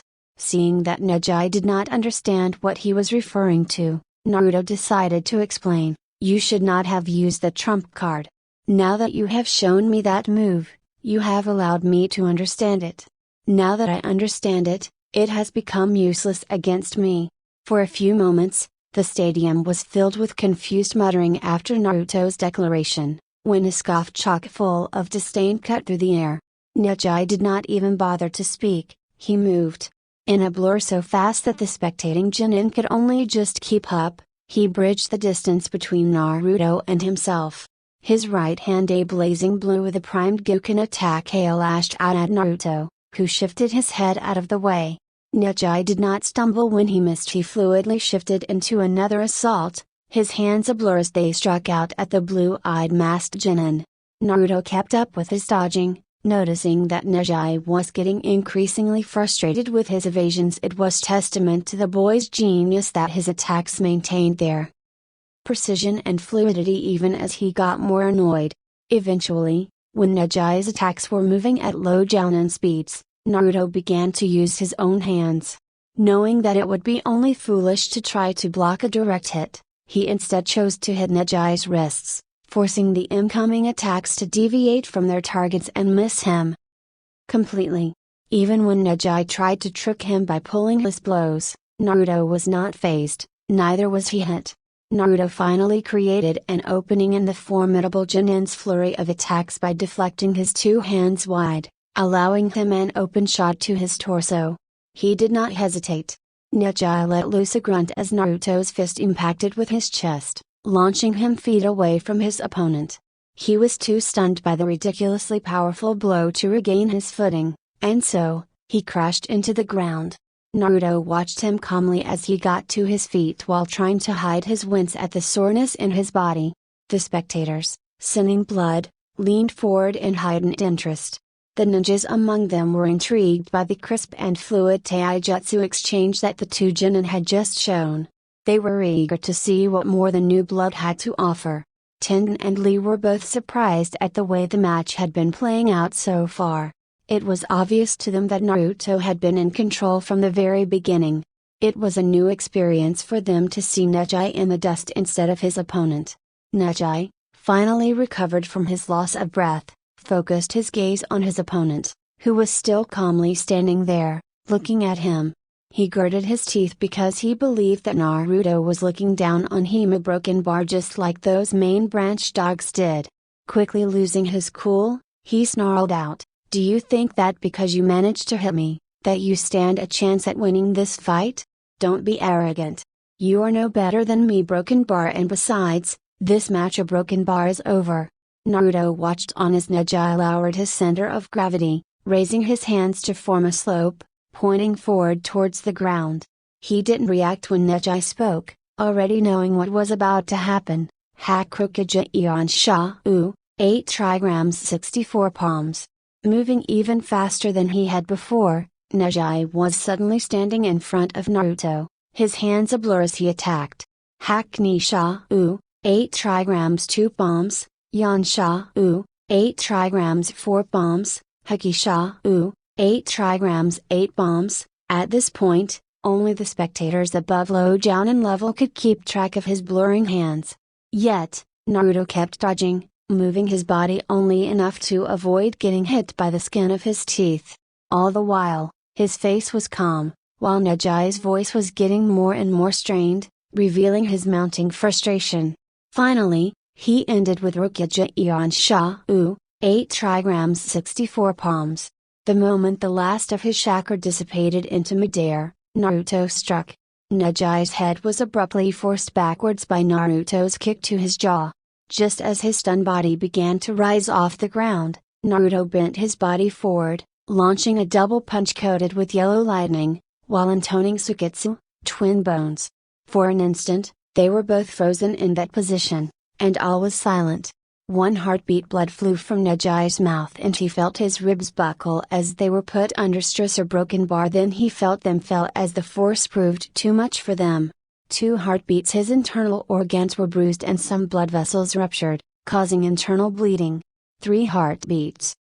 The momentum of the impact finally fully translated into him and, with a sonic boom, he rocketed away from Naruto and slammed into the wall of the stadium, raising a cloud of dust. The sound of his body impacting with concrete was not loud enough to mask his scream of pain as the lightning behind the attack finally hit him. After a few moments, the dust cleared away to reveal Nejai's barely standing form. Blood dripped from his mouth and bruises were already beginning to show on the patches of skin visible through the tears in his outfit. He was panting, in obvious pain, and just barely able to keep himself from pitching forward onto his face. Everyone watching took in the damage caused to Nejai, many of them finding it hard to believe that it was wrought by just one attack. Nejai finally straightened, unable to hide his signs of pain, and began to limp back towards Naruto. He was about 20 feet away when he was stopped by Naruto's voice. At the start of this match, I told you not to use any trump cards, a broken bar, yet you didn't listen. Now I have understood your Hakuryuja Ion Sha'u, 8 trigrams 64 bombs, attack, and thus, it too has become useless against me. You claim that fate had declared you the victor of this match. Yet, this match is over, and you have lost. Nejai, and everyone else watching, followed Naruto's suddenly pointing finger and looked up. There was a small blue crackling bird hovering in place. Before anyone else could react to what was about to happen, Nejai was already in motion, forcing his broken body to move as the bird dove toward him. The crowd did not jump this time, having expected the explosive change in the bird's form. However, none of them was prepared for the fearsome lightning dragon that emerged from the explosion. The elemental dragon roared towards Nejai's revolving dome of chakra and, a scant few inches from impact, it swerved. Some in the audience blinked in surprise, wondering at the sudden change in direction. The blue-white dragon began to travel around the revolving dome in a circle, moving in the direction of its spin. Despite the noise from the 2 attacks, Naruto's voice was heard all through the stadium as he began to speak. When you used your first trump card, you revealed to me one clear fact: you are obviously a novice at using that attack. Eyes widened all around the stadium at that last statement. Hayashi, in particular, was surprised at the implications of Naruto's words. How did he know, was the question running through his mind. What Naruto had just said was true. Even though Nejai had managed to recreate a main branch technique without outside help, he still had not perfected it. It was, after all, a secret technique passed down in the main branch for a reason.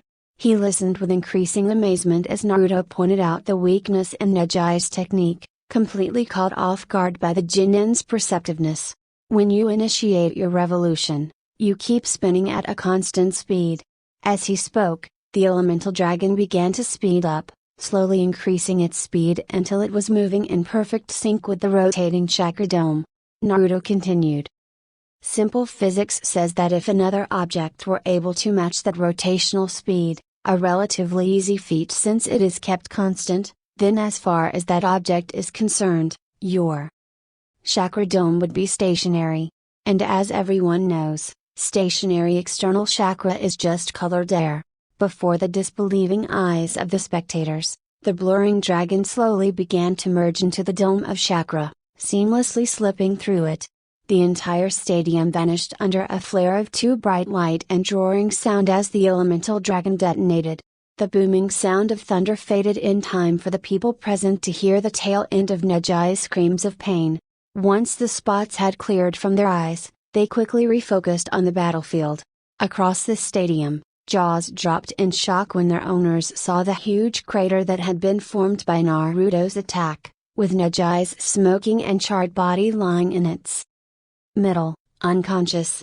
Into the silence, Jinma's slightly amazed voice rang out, "Winner, Uzumaki Naruto." The silence was abruptly shattered as the crowd surged to its feet, roaring in approval and excitement at such a fantastic match. Most of the Konoha civilians were stunned at the fact that the genius of such a prominent clan had lost to the Kiba Jinchu Uriki. The foreigners who had already had contact with Naruto were going wild, their cheers easily the loudest in the entire stadium. Amongst the gathered genin, Tenten and Lee were both silent. They knew that Naruto was strong, but to see him handily defeat Neji was more than they had ever expected. Kiba was gaping at the conclusion to the fight. His brain could not comprehend what his eyes were seeing. From what Hinata had told him, Neji was meant to be the strongest genin in their generation, and yet there he lay, defeated before the once deathless student of the academy. Watching the match, Sakura couldn't even find it within herself to be surprised. She had long since come to accept the fact that next to her teammate, all other genin might as well be civilians for all the threat that they posed him. All attempts to learn Naruto's secrets had been calmly and ruthlessly shot down by him. Not even trying to charm or seduce them out of him had worked. Unlike before, where he used to fall all over himself trying to get her attention, now he just politely and firmly evaded her. The close-sitting adult ninja finally collected themselves after seeing the ruthless deconstruction of the lauded Hyuga genius. Anko let loose an amused whistle, and declared with a voice just slightly tinged with awe, "The Gaki didn't get hit a broken bar not even once." Some of the ninja, who heard her, startled when they realized that she was indeed correct.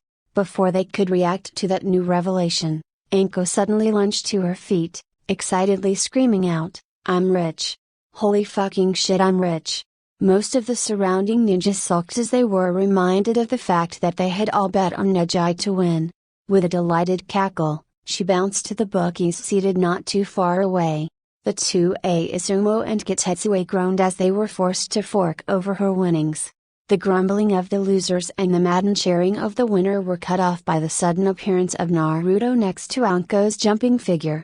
While the gathered ninja were aborting their movements of reaching for weapons, Naruto merely smiled at Anko and held out his hand. Seeing this, Anko pouted, "Oh, come on little Gaki, you can just let Auntie Anko hold on to these for you." With a huff of exasperated laughter, Naruto shook his head and motioned for her to hand over his share of the winnings. With an exaggerated sigh, Anko split the winnings in half and gave one half to Naruto. Seeing that her share was still a significant amount of money, she lost her exaggerated pout and smiled her usual hair-raising grin and spoke. "No matter, it's still a lot of dough. Good thing I agreed to your proposal, little genin." Naruto received his winnings, and with an incline of his head, he vanished to join the rest of the tournament participants. Anko turned around to meet the questioning gazes of her comrades, and decided to offer some explanation. "The Gaki found me a few days ago, and asked me to place a bet on him using some of his own money, since participants are usually not allowed to bet on themselves. After seeing him perform during the preliminaries, I decided, why not, and added my own money to his. And now, I'm filthy rich, a broken bar, a life's supply of dango and sake, here I come." She ended with another cackle, leaving her fellow ninja to digest that while she retook her seat. Hyuga Hayashi couldn't take his eyes off of the unconscious body of his nephew, even following him as he was taken away to be treated by the medics. He finally sighed and, with a glance at his youngest daughter beside him, he stood up, intending to finally correct some of Neji's misconceptions. Naruto materialized next to Shikamaru on the balcony set aside for the exam participants. He paid no heed to the looks being thrown his way by some of the genin present, especially the murderous gaze of the Ikiba Jinchu Uriki. He stood idly by Shino as Jinma announced the next matchup between Shikamaru and Temari. Whereas the previous match had been a fast-paced exchange of furious taijutsu and powerful ninjutsu, this match was mainly waged on the mental front. Over the course of several hours, Shikamaru had managed to maneuver Temari into a position where he was able to finally capture her using his shadow jutsu. The entire stadium was then stunned when he summarily forfeited, claiming that he was too low on chakra to do anything about it. Dissatisfied, the spectators had grumbled further when Kankuro forfeited his own match before it even started, granting Shino an automatic win. With a put upon sigh, Jinma announced the next match: A Sasuke vs Gaara. Gaara appeared in the arena in a swirl of sand and spike of chakra. His deadened gaze was locked on an increasingly flustered Jinma as he waited for his opponent to show up in the cage box. The Sandame Hokage turned a questioning gaze on his counterpart, the Yandame Kazekage. Sarutobi was fully aware that the person seating beside him was actually his traitor student, Orochimaru. He fully expected his student to try to convince him to defer Sasuke's match until he arrived. Thus, he was understandably surprised when the Kazekage spoke. Orochimaru had been focused on the blonde-haired Jinchuriki from the onset. True to his expectations, Naruto had been spectacular. He fought back the instinctive need to lick his lips as he often did when observing an interesting specimen. He realized that the Sandame Sensei seemed to be waiting for his input. Although he had wanted to see the might of his next vessel go up against the power of an insane Jinchuriki, he consoled himself with the knowledge that if he couldn't watch Sasuke-kun, then he would watch the other person of interest. Really, if the boy were not the vessel of the Kyuubi, I would have marked him with my curse seal and claimed him a broken bar such potential. He turned to his sensei, and making sure to keep his speech as close to the person he was imitating as possible, he spoke. It is my opinion, Hokage Dano, that a shinobi that cannot be on time, lacks discipline and respect for his superiors. For an instant, Sarutobi was surprised, though he was too good to let it show, until his quick mind fired rapidly and made the necessary connections. He had to fight to keep from pouncing on the imitator next to him and ripping his head off, when he realized just who was the focus of his traitorous student to Broken Bar Naruto. Displaying nothing to hint at the storm raging inside him, he stood up and walked to the edge of the cage box.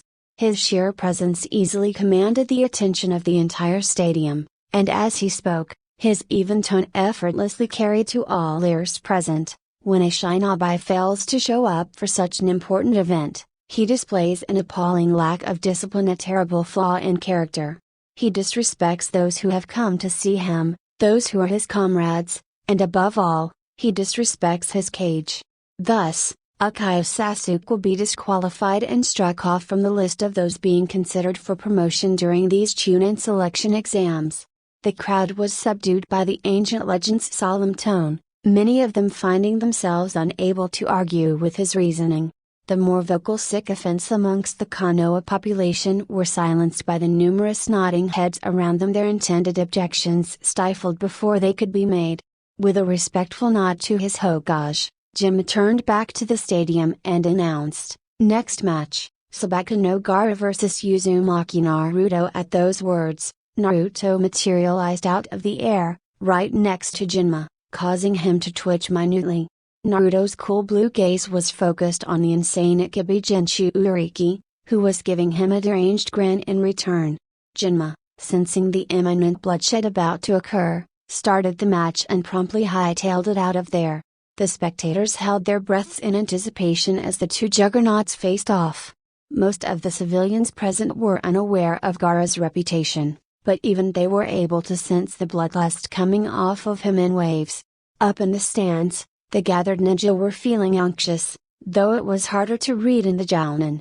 The older ninja recognized the talent and huge potential in Naruto, and they worried that it might be snuffed out by the insane red-haired Jinchuriki. The younger generation, recalling Gaara's brutality during the preliminaries, worried about their fellow Jonin. Ino turned to her teacher and asked worriedly, "Asuma-sensei, do you think that Naruto-kun will be okay?" Before her sensei could lay her fears to rest, a droll tone interrupted him. "Ma, Ino-chan, Naruto is a big boy, I'm sure he can take care of himself."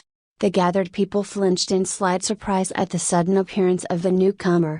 Observing him slouched casually in place, a ever-present orange book in hand, the older ninja were reminded of the man's legendary status when they realized that none of them had sensed his arrival.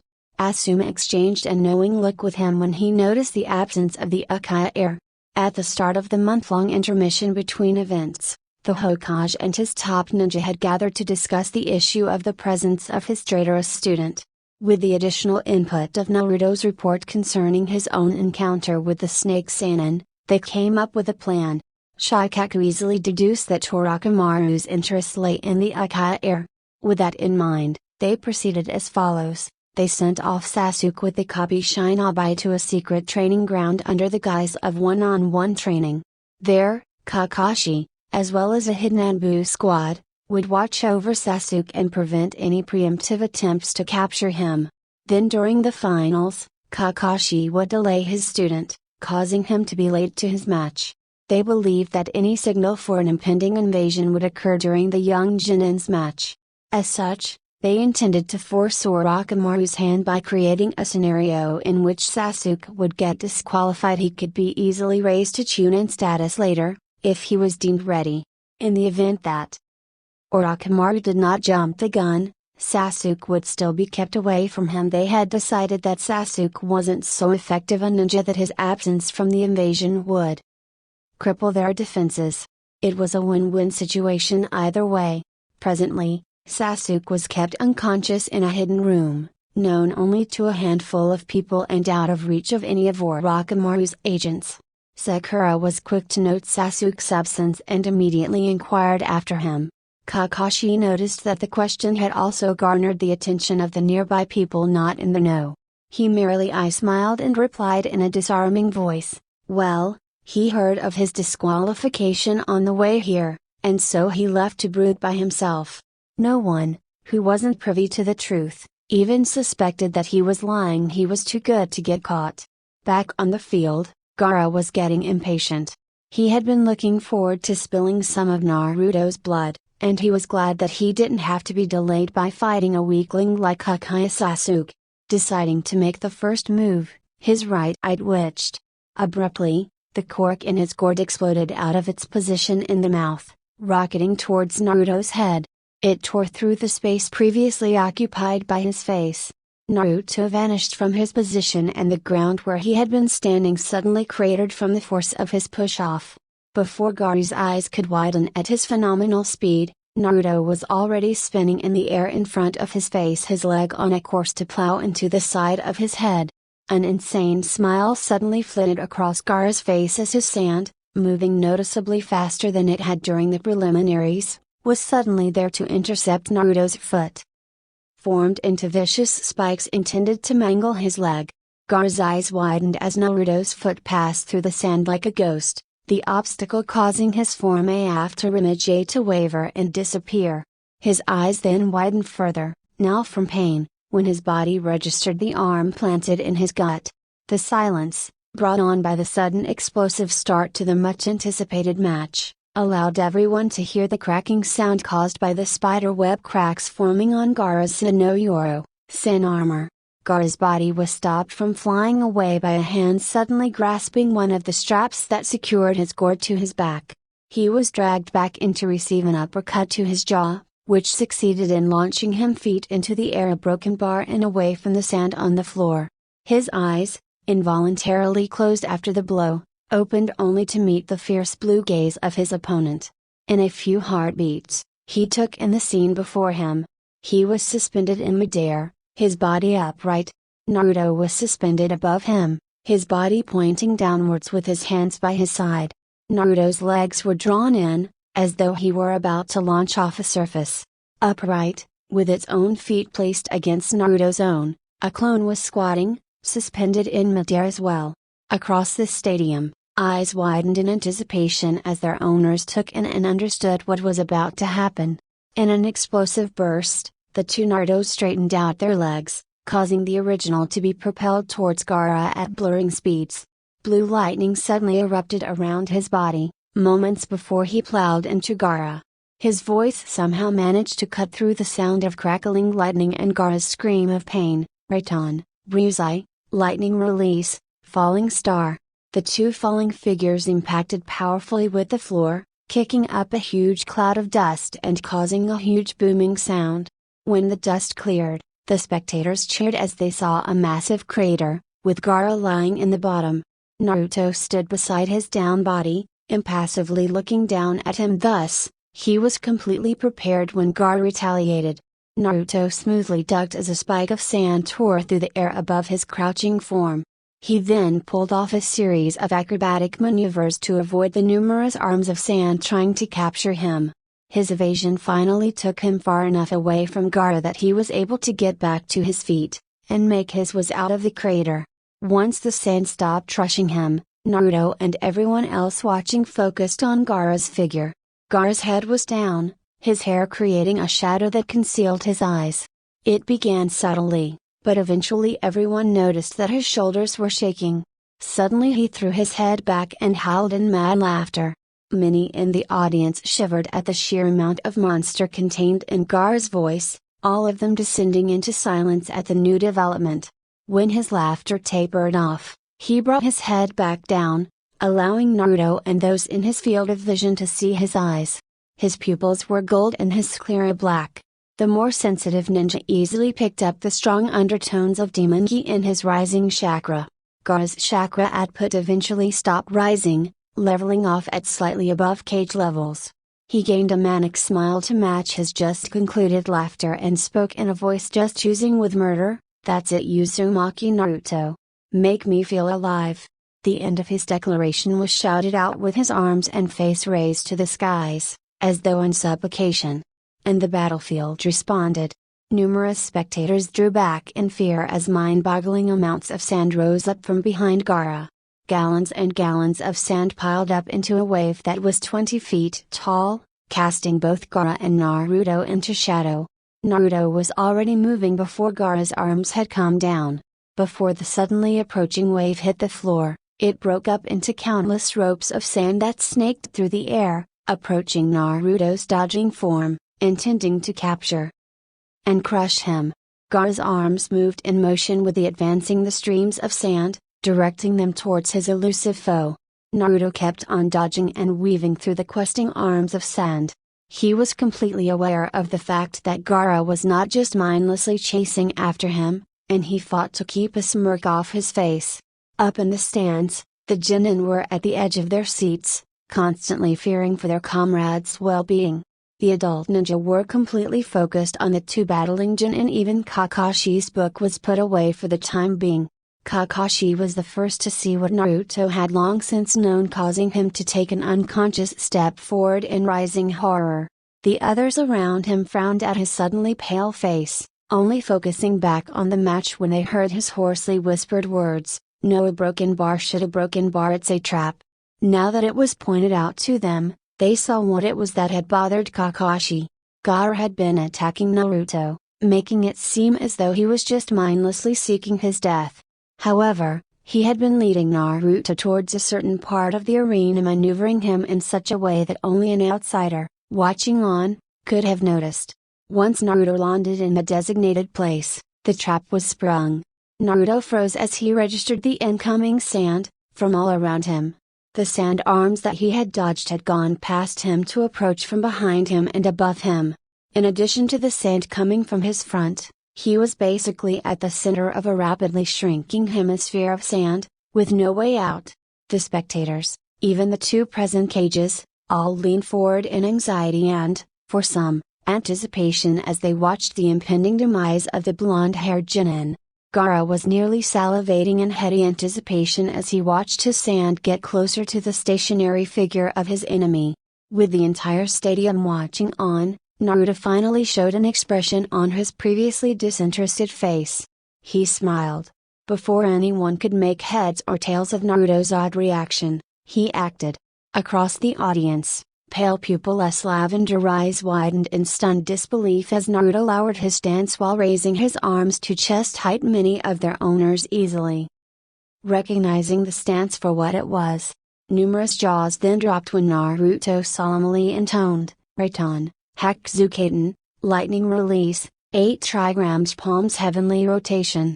A rotating dome of crackling blue lightning erupted from Naruto's suddenly spinning figure, easily deflecting the approaching strands of sand. As the outraged members of the Hyuga clan watched on, Naruto utilized a modified version of one of their most prized techniques, far better than Neji ever did it, to survive a previously fatal situation. As the dome of chakra swatted away the questing arms of sand, some lightning bolts were discharged into the sand upon contact, instantly superheating it into glass, which subsequently shattered upon contact with the ground. Up in the stands, Hyuga Hayashi recalled Naruto's words to his nephew: "Now that you have shown me that move, you have allowed me to understand it." Before his disbelieving eyes, he watched a genin do the impossible, absently noting that Naruto's speed of rotation was not constant, suggesting that he was better at the move than his nephew was. Naruto slowly came out of his spin, chuckling to himself at the flabbergasted looks sported by a majority of the spectators. Suddenly, he vanished from his position, and because he was mean like that, he materialized in front of Gaara, already in another ready stance. Previously ridden lavender eyes widened even further as their owners surged to their feet with cries of outrage on their lips. Naruto's cool voice effortlessly cut through the noise in the sudden stadium. Raiton, Hakai Akaniju Akisha U, lightning release, 8 trigrams 128 palms. With a flash of blue and the crackle of electricity discharging from his fingertips, he struck. Only the 2 cages and a handful of jounin were able to track his blurred hands as he forced lightning chakra into Gaara's muscles, sometimes even hitting his tenketsus, disrupting his chakra flow and causing him tremendous pain. It was over in an instant. Gaara was launched backwards, his mouth open in a soundless scream, as the full pain of the attack bore down on him.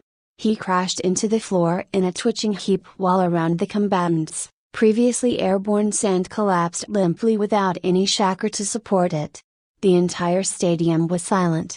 The spectators too stunned to make a sound, as Naruto smoothly slid out of his finishing stance, his eyes never straying from Gaara's figure.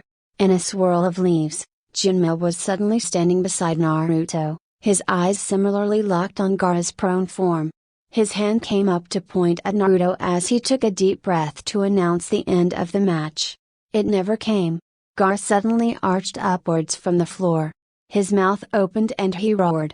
The stadium exploded in a massive heart-stopping surge of gold and black demonic ki. Many of the gathered spectators found themselves rooted to their seats in stark terror. Even some amongst the genin were having a hard time keeping their composure under the thickening clog of bloodlust slowly choking them. Jinma took a step forward, intending to intervene before things got too out of hand, but a gentle yet unyielding hand arrested his movement. He followed the arm back to its owner and had to fight down the shudder that threatened to crawl up his spine. Staring back at him were cool, clear, and focused azure eyes which pierced him to his very core. Yondaime-sama, he couldn't help but think, having been on the man's personal guard, he had found himself under just such a gaze more than once. Naruto's calm tone broke him out of his reverie. "It is fine, I can handle him." Blinking at that, Jinma found himself unable to doubt the teen, yet he would still follow protocol. He turned a questioning gaze up to his Hokage, waiting for his direction on how to proceed. Sarutobi easily ignored the amount of killing intent saturating the air around him, his gaze instead focused on the blonde-haired genin currently looking back at him. In that blue gaze, he read a request not to interfere, a request for him to believe in Naruto. With a slight incline of his head, he leaned back in his seat, waiting to see how his successor's son would handle the situation. The previously tense Konoha ninja in the stadium took their cues from their wizened leader and relaxed, not fully, but enough not to be on high alert. By this time, the explosion of chakra had subsided enough for everyone to see Gaara's figure. Stifled screams of fright erupted from various mouths among the stands as they all beheld Gaara's monstrous new form. Covered from head to toe in sand, Gaara perfectly resembled, in miniature, the very beast that he contained within him. His tail, made entirely of sand, waved lazily in the air behind him.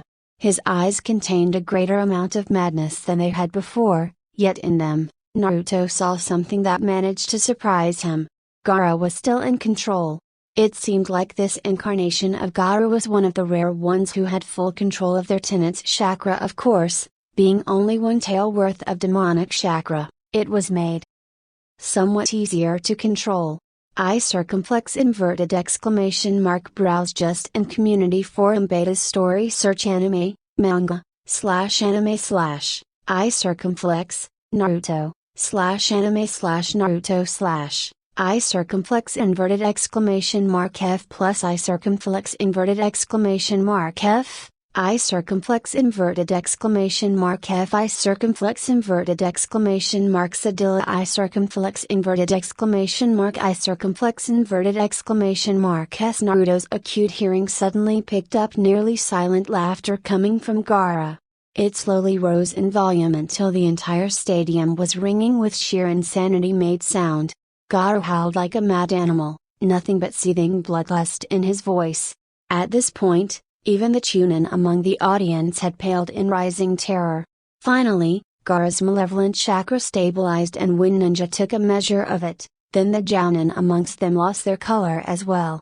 It was cage level a broken bar times 3. Gaara took a step forward and silence descended like a curtain across the entire stadium, most of it brought on by fear of what was to come. He took another, then another after that. Each successive step was taken faster than the last, until he was hurtling across the ground, moving at high speeds, only to suddenly launch his sand-encased right arm at Naruto's head when he was within striking distance. Naruto smoothly slid out of the way of the attack, and the other lumbering ones that came after at his greater speed making it a trivial issue to evade the blows. He then saw an opening and, without wasting any time, he viciously exploited it. His right leg rocketed into Gaara's stomach a broken bar and stopped there. A terror-inducing grin split across Gaara's face as he just about sang, Photon, Daitalpa, wind release, great blast. He took in a deep breath and, just before expelling the powerful attack, he noticed a pale blue flicker of light run down the leg lodged in his stomach. Forcefully spitting out the powerful jutsu in Naruto's face, he was launched backwards as the lightning clone detonated from the lethal assault, causing painful electrical shocks to his system. Gaara was back on his feet in a flash, casting his gaze across the stadium, looking for his elusive prey when his head suddenly whipped to the right under the force of Naruto's roundhouse kick.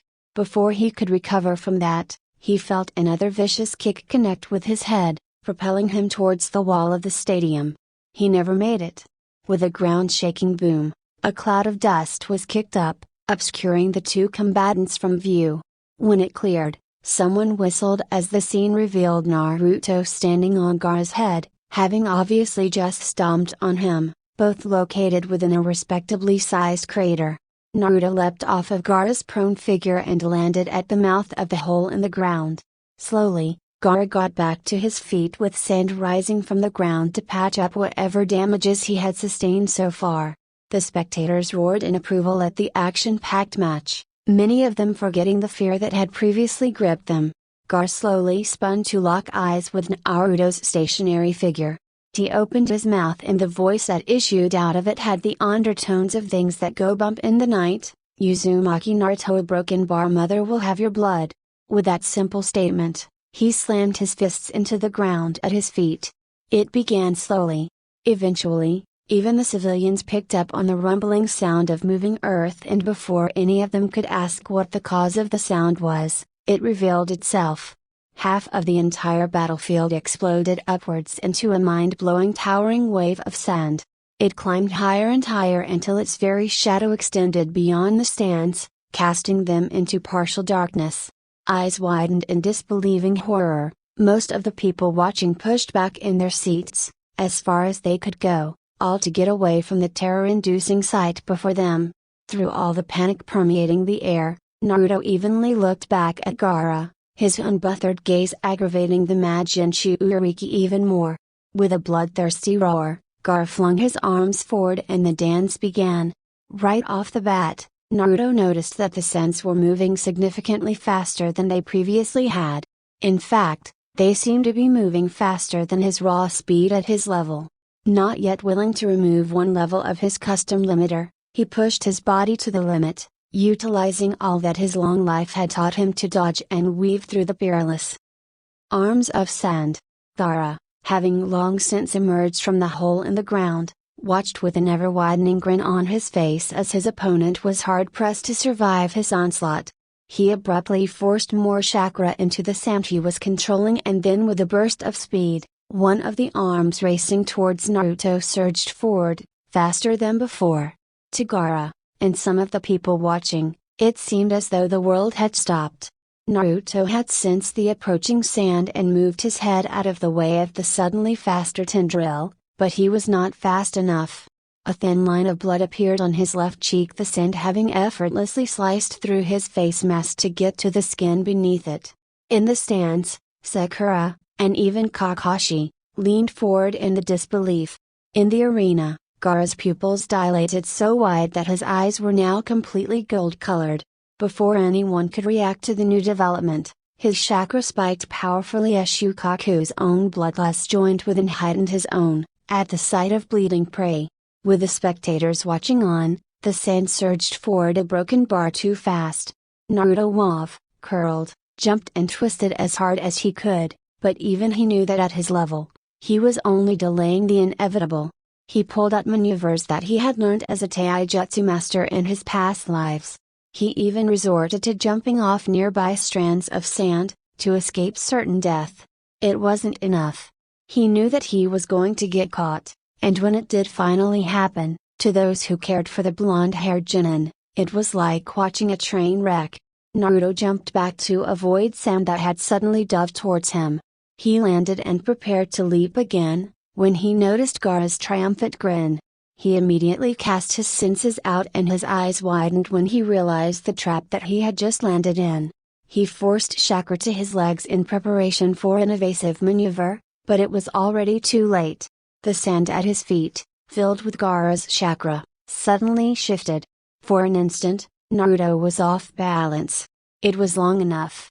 Naruto's legs were suddenly encased in sand to hold him in place, and, before he could react, more sand lurched forward to cover his entire body. Some of the spectators screamed in fright at the new development, worried about the fate of their favorite participant. Kakashi paled and tensed, unconsciously taking a step forward in rising trepidation. Sarutobi's grip on his pipe became punishing as the lines in his face became fixed. Orochimaru leaned forward in anticipation, eager to see how the enterprising blonde-haired genin would get out of his predicament. Without wasting any time, Gaara howled out his glee, "Die!" Then before the horrified gaze of the Konoha shinobi, the sand imploded a broken bar and all was silent. Kakashi, hoping that his student had pulled off another spectacular move, frantically cast his gaze around the stadium, looking for a sign. However, he slumped in sorrow when his sharp eye caught bits of red visible in interspaced spots around the cocoon of sand. As Gaara opened his mouth to celebrate his final victory, an object suddenly crashed into the ground behind him. Eyes wide in hesitant denial, he slowly turned his body to the rapidly clearing cloud of dust. The dust eventually dispersed to reveal Naruto's bare-chested kneeling figure. He had one hand fisted on the ground, and his hair, freed from the obstruction of his headband, hung low into his eyes. Kakashi's gaze cut back to the remnants of the sand cocoon and he sighed in relief when he noticed that the red was in fact caused by the tattered pieces of Naruto's red muscle shirt. Many of the spectators observed him, wide-eyed, with a few blushes here and there. The ninja in particular noted his flawless skin, not understanding how someone in his profession could have no scars whatsoever. With a start, most of the Konoha spectators realized that this was the first time in over 2 years that any of them would be seeing his face. Many of them had long since forgotten just what he looked like, and more than a few were eager to see what was beneath his face mask. With smooth and graceful movements, Naruto got back to his feet, and when he raised his head to face Gaara, and coincidentally, the stands as well, numerous jaws dropped in shock. Standing there, ocean blue eyes calm and focused, blonde hair freed from restraint, And with a smooth and handsome unscarred face, Naruto cut a truly awe-inspiring figure. His resemblance to his father had never before been as obvious as it was at that moment. Indeed, many watching immediately noticed the hair-raising similarities between the Genin standing before them and the late Yondaime Hokage. And with that thought, dangerous realizations began to take root in many a mind. Paying no attention to the sudden outbreak of muttering amongst the spectators, he let loose a near silent sigh. He absently raised his eyes to the skies when he noticed a shadow passing over the sun. He took in the gathering clouds, and recalled that it usually rained at this time. A broken bar excellent, he thought to himself. He dropped his head, his piercing gaze focused on Gaara, and his calm, even tone effortlessly cut through the noise in the stadium, capturing the attention of everyone present. You know, Gaara, I am a broken bar somewhat glad that you are my opponent. That statement confused many of the watchers, Gaara included. While they were trying to understand what he meant, Naruto unobtrusively released one level of his limiter seal while simultaneously clamping down on his chakra to prevent anyone from noticing its sudden increase. He fought not to react to the sudden rush of power filling his veins as more of his chakra suddenly became accessible to him. At this new level, his speed was cage level, as was his strength as well. His eyes refocused on Gaara's slightly confused ones, and he explained his somewhat vague statement, while slowly molding a relatively small portion of his now vast reserves of chakra. Of all the Genin participants, besides me, you are the most durable, and therefore the most likely one to survive a full assault from me. Gaara gained a perplexed look on his face, unable to understand why Naruto had just said what he did. Before people could express their own disbelief at the sudden knowledge that Naruto had been holding back, they noticed a sudden disturbance in the air around Naruto's form. All confusion fled from Gaara's face, and the faces of those in the stands, when he noticed how the sand at Naruto's feet was swirling. Immediately, he cast his senses out and stumbled back in rising fear. Up in the stands, the higher-ranked ninja found themselves flabbergasted at the amount of chakra Naruto still had. Many of the older Konoha shinobi wondered if all the chakra they had felt him using so far was his alone. Before dismissing the thought as ludicrous, there was no way they would have missed the feeling of Kubai's chakra if he was indeed using it. The civilians, who were unable to sense Naruto's chakra output, wondered at the hesitation being shown by the sand-covered killer. They all received their answer when the air around Naruto suddenly exploded in a massive blazing blue corona of energy. Gaara flinched in shock when Naruto's powerful blue chakra became visible around him, noticing that the eruption of chakra had even dented the ground at the blonde Genin's feet. It began slowly, but eventually, even the civilians watching picked up on the hum of electricity in the air as Naruto's chakra gradually turned lightning-natured. The spectators all leaned forward in anticipation of whatever the remarkable young Genin would do next. Nothing could have prepared them for what they saw. Naruto's eyes locked on Gaara's black and gold ones, and the Shinjinchu Uriki noticed that his eyes seemed to be giving off little forks of lightning from time to time. And then, all other thoughts, save a paralyzing fear, fled his mind when Naruto's voice cut through the air, Raiton, Shanko, lightning release, flash cry. For a moment, everything was frozen, the crowds were silent, the air was still, Gaara was frozen in place, and Naruto was motionless. Then without warning, the very air tore with a piercing cry as the region around Naruto's form detonated with a surge of supercharged lightning chakra. Through the furious storm of chakra, the gathered people could barely make out what was happening as lightning was gathered at specific parts of Naruto's figure, his hands, feet, and at his upper back. When the explosion of chakra finally died down, they beheld Naruto's new form. He stood before them, form wreathed in flickering and crackling blue-white power. He looked as though he were suited with boots and gauntlets made of condensed lightning. The lightning congregated at his limbs constantly gave off sparks and bolts that effortlessly tore up the ground around him. Across the stadium, ocular jutsu were activated as members of the Hyuga family tried to understand the effect of the new jutsu. Amongst the Konoha Jounin, A gasp drew the attention of the ninja present to one of their number, a Hyuga Jounin who had his Byakugan active. Without prompting, he began to describe what his eyes were telling him, causing those within earshot to lean forward in interest, which slowly turned to astonishment. Amazing. This is unbelievable. His chakra is not just coating his limbs, but it is actually affecting his internal organs as well. Indeed, the lightning seems to be stimulating his nervous system as a whole, augmenting it and allowing it perform at unbelievable levels. I can only assume that his reflexes would have been increased tenfold. Also, the muscles in his limbs are being affected as well and enhanced drastically, leading me to conclude that his speed and strength are being raised to phenomenal levels. All in all, it is most likely a body enhancement jutsu much like the Yondaime Rikage's Raitan no Yoro, lightning release armor. When he finished, he looked around to find the disbelieving faces of his comrades. Many of the civilians who had been within hearing range were also in awe of the jutsu they were witnessing. Before more could be said on the matter, Naruto attacked. Having already been above cage level at level 6, the use of the body enhancement jutsu put him beyond the reach of every ninja present in the stadium, with speed that rivaled the Yondaime Rikage when using his lightning armor. The entire stadium was still gaping at the scene before them, when a sharp cry of pain caused everyone to quickly focus on Gaara. Eyes narrowed in confusion as they noticed that Gaara's stocky form was hunched over in obvious pain, with no visible cause before them. Without any prior warning, lightning suddenly erupted from Gaara's back, blasting off to tear a clean hole through the wall behind him.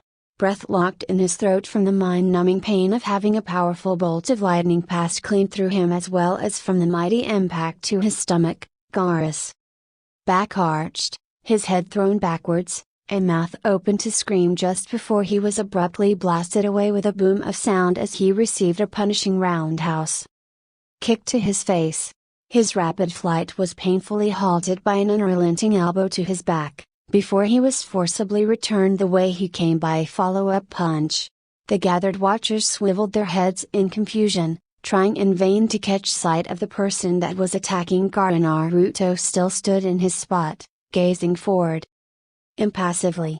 As Gaara crashed into the wall on the far side of the stadium, the spectators finally noticed as Naruto's form wavered and finally disappeared a broken bar after image. They expressed their approval in a cheer so loud, the grounds seemed to shake with their voice. Unibroken bar, unbelievable. The stuttered cry of Konoha's famed beast drew the attention of the people near him, before they followed his gaze to find Naruto standing at Gaara's last position, his hand still outstretched after delivering his bone-jarring punch. As Gai continued to speak, the people near him refocused on his words. "Yeah, broken bar." I couldn't even see him move. Before the full implications of his statement could set in, he turned to his left to cast a questioning gaze at his silver-haired eternal rival. With a shake of his head, Kakashi replied, "I could just barely keep up a broken bar, and even then a broken bar." Astonished silence descended on the gathered Jounin when Kakashi turned to face them, revealing that he had uncovered his Sharingan, i.e. a broken bar, and still only just barely managed to follow Naruto's movements. The Konoha ninjas present were furiously racking their brains for any memory that hinted at Naruto's sudden skill at this time. They were far beyond the point of brushing it off as the power of his tenant. None of them could fathom how such an obviously powerful Chunin had flown under the radar for so long. The foreign ninja amongst them were feeling the faint stirrings of unease in the pits of their stomachs as they beheld the finely controlled power behind one of Konoha's new blood. Any of them who had been entertaining thoughts of Konoha's fall from being the top of the food chain promptly squashed said thoughts. If that was what a Chunin could do, what about the Jounin? What about the Hokage? The Konoha Chunin, on the other hand, were struggling with the sudden onset of feelings of inadequacy. There, before their very eyes, was a Chunin that most of them had dismissed as a poor excuse for a ninja.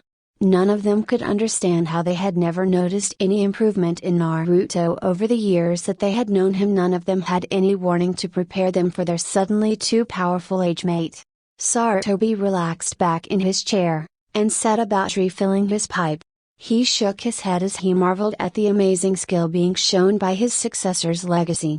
However, he let loose a slightly weary sigh as he was forced to acknowledge that Jiraiya had been right when he warned him that Naruto wasn't being fully open with him when they last spoke in his office.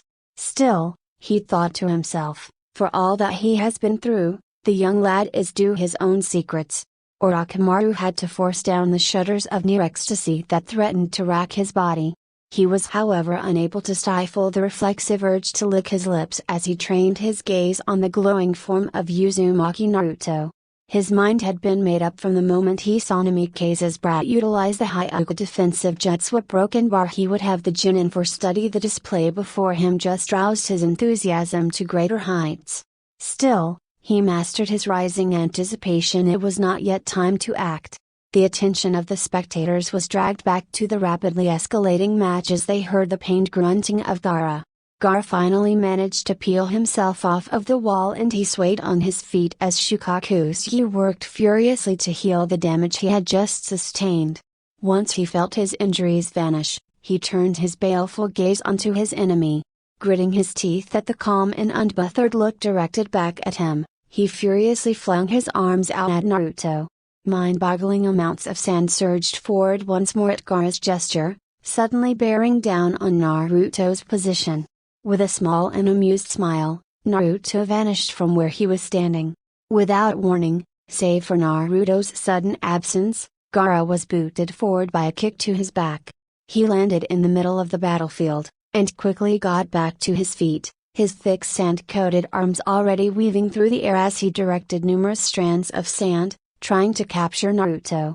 Naruto, with the same smile on his face, flickered from place to place in the stadium, each time materializing only long enough for Gaara to catch a glimpse of his form and react to it. Left, right, behind, and in front, Gaara directed his sand all over the place, trying in vain to finally catch and kill his opponent, all the while unaware that he was being maneuvered into a trap. Suddenly, Naruto vanished but did not appear in Gaara's field of vision again. Snapping his head left and right, Gaara frantically tried to locate his opponent before he struck again. It was then that his hearing picked up the mutterings of the crowd. Turning to the stands, he noticed that everyone was pointing upwards.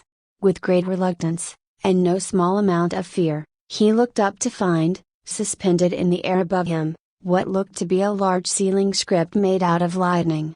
Sensing a presence before him, he dropped his gaze to find Naruto standing in front of him, out of reach of his sand. Slowly, Naruto's right arm came up to point at the writing in the air. With a sizzle and zap, the lightning shrouding his limbs suddenly congregated at his fingertip and then leapt, in the form of a powerful bolt, towards the ceiling script, which then began to grow brighter and brighter. Gaara, seeing that Naruto's body enhancement jutsu had been cancelled, was about to send sand to crush him, when some instinct made him look back up at the script in the air. If he could have paled, he would have. The script was now giving off little sparks of lightning, as though it were a time bomb.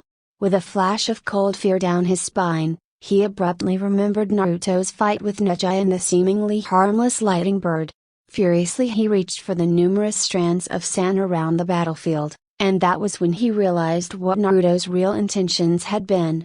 While Gaara had been sending his sand out to capture the ever-elusive Naruto, the ground around him had been gradually stripped bare of its covering of sand. At the end of it all, the effect was that from a bird's eye view, it would look like Gaara was standing in a circle of bare ground about 10 feet in diameter, while all around him at the edge of the circle, long strands of sand were rooted to the ground, waving in the air. The result was that while the sand provided an almost impregnable defense from a frontal attack, like a flower in bloom, it was easily susceptible to attacks from above. Now, as Gaara tried to get the sand to return from where it was, he knew that the sand was too far away, and that he would be too slow. Indeed, for while his sand was still feet away, Naruto spoke in a soft voice that was easily heard in the stadium. Raiton, Kami no Tsurabaki, lightning release, judgment of God. And with a roar of blinding white light, Gaara knew pain. To the spectators present, It was like the world had just come to an end. The entirety of the world perceived by their senses reduced to pure white nothingness, unable to see because of the blindingly bright explosion of light, and unable to hear because of the ringing silence brought on by the boom of sound beyond human hearing. For the Hyugas with their ocular jutsu as well as the Inuzukas with their sensitive hearing, it was far worse. Eventually, their sights cleared, and the ringing petered out into true silence, allowing them to behold the magnificent and awe-inspiring devastation left behind by Naruto's attack. At first glance, it was immediately obvious that Gaara had somehow survived the massive attack, though he was obviously in no shape to continue the glass sphere at ground zero was proof of Shukaku's successful efforts to keep his host alive. When it had become evident that the sand in the field was too dispersed for Gaara to gather it in time, the sand encasing his body had gathered itself into a defensive sphere moments before the attack had struck. By pumping all the ki he had into the sand sphere, Shukaku was able to keep Gaara alive through the heavy apocalyptic assault. The lightning attack had however managed to smelt the sand sphere as well as the ground around it into glass, causing some burns to Gaara's already injured body. Abruptly, with the sound of tinkling bells, the sphere shattered to deposit Gaara's barely conscious and panting form onto the floor. The entire stadium was completely silent, save for the short breaths of the defeated red-haired Genin, everyone trying to take in the shocking end to the match. Gaara was only able to crawl a few inches before his strength finally failed him, and for the first time in his life, he passed out into full unconsciousness. Temari and Kankuro were speechless as they watched their brother pass out. It had never occurred to them, in all the years that they had known him, that he could ever be defeated. It was an unspoken understanding in Suna that the only ninja able to handle Gaara was the Yondaime Kazekage, owing to his use of Seiken no Jutsu, Gold Dust technique. To see him now, brought low by a mere Genin, baffled their minds. The spectators were completely entertained by such a stunning conclusion to a spectacular match. To the potential clients in particular, it was a show like no other. Surely, they thought, if one of the little ones can call down lightning from the sky, Konoha must indeed be the mightiest of Shinobi villages. Amongst the foreign Shinobi, all lingering thoughts of post-Kibai weakness were completely dispelled in the wake of Naruto's performance. Sarutobi looked on with pride as the stance finally erupted in cheers and applause when Jinmu officially declared Naruto the winner. It warmed his heart to know that the future of Konoha rested in such dependable hands. Oh Minato, if only you could see your boy now a broken bar, you would be so proud. Orochimaru gazed at the figure of Uzumaki, no, Namikaze Uzumaki Naruto, and he was intrigued.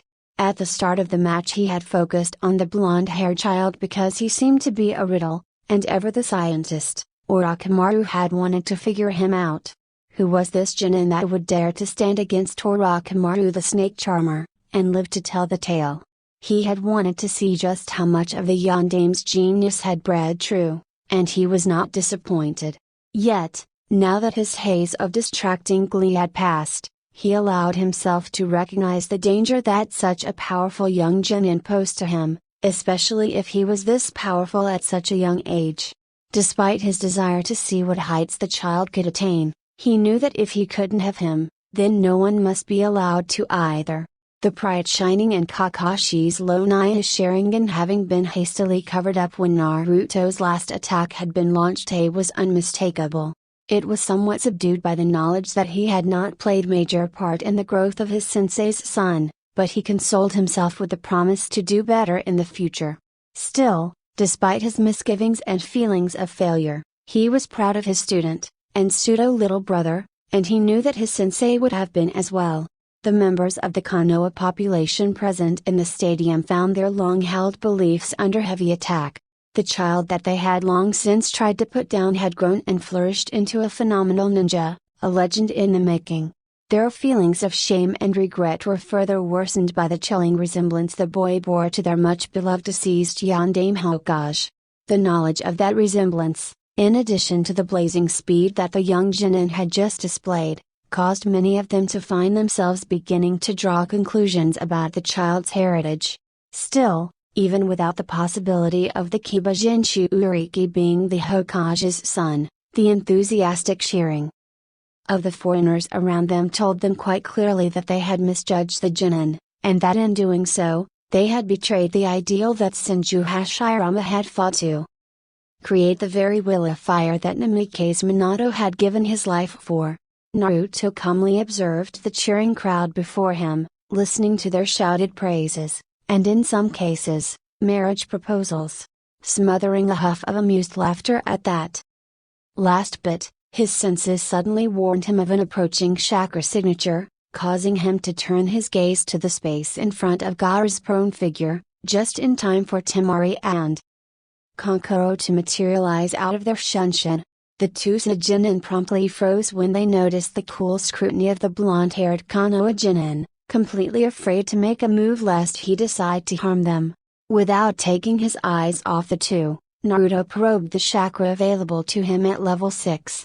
He had to fight back a pleased smile when he realized he still had the equivalent of the Senbei's chakra capacity left. His absolute mastery over the lightning element ensured that his jutsu used the least amount of chakra necessary for the maximum amount of damage. Also, the fact that the levels of the seal were not linear in power, but roughly exponential, meant that he probably wouldn't have to release another level to deal with the coming invasion. It was just as he reached that conclusion that the enemies struck. Naruto didn't even flinch when the cage's box exploded in a cloud of smoke, knowing from past lives that the Sandaime Hokage could handle Orochimaru and his bag of tricks for at least half an hour before he would need backup. His attention was instead focused on the rapidly approaching hail of pointy death launched by the multitude of invading ninja who wanted to snuff out what was obviously Konoha's greatest potential. Noticing that the majority of the Konoha ninja were tied up fending off the invaders, Naruto did not bother waiting for help. As he turned to handle the attack headed his way, he saw that Konoha Jounins had finally noticed the numerous kunai and shuriken bearing down on him, but were unable to move to help him. As the projectiles got closer, Naruto merely raised his two hands to them and intoned, Jiton, Tengoku no Sekai Uryaku, magnetic release, heavenly repulsion. Heads turned to his direction in slight interest when they heard him speak, and then jaws summarily dropped as their owners registered their rapidly returning projectiles, all unerringly aimed at only invading Shinobi. The faster ninja amongst them were able to dodge, but a handful of them were still either injured or killed by the reflected assault.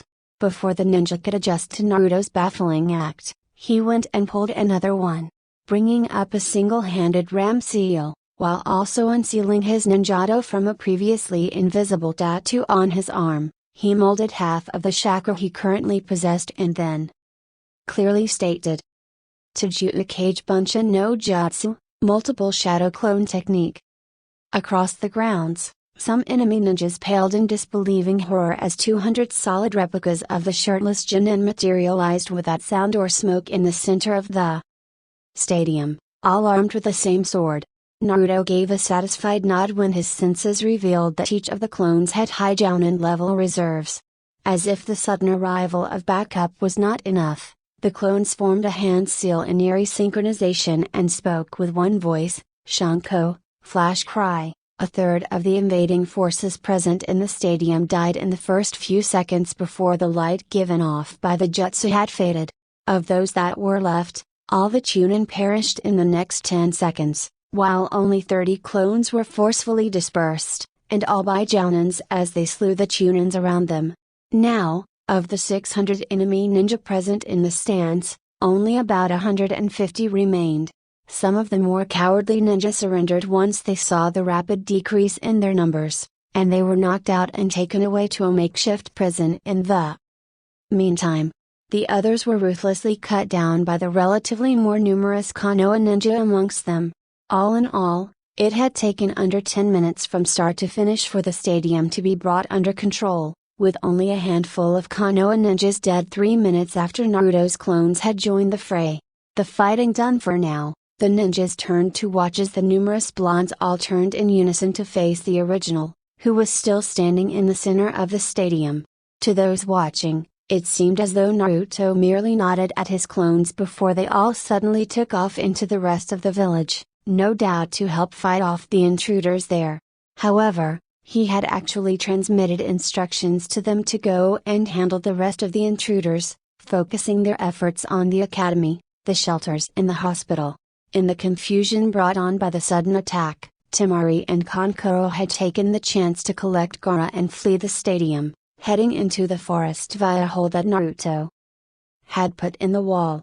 They had not gone unnoticed, however, as Kabuto, in his disguise as a Konoha Anbu, had followed them, intending to see to the Shinjuku Uriki in order for him to be able to play his part in the invasion.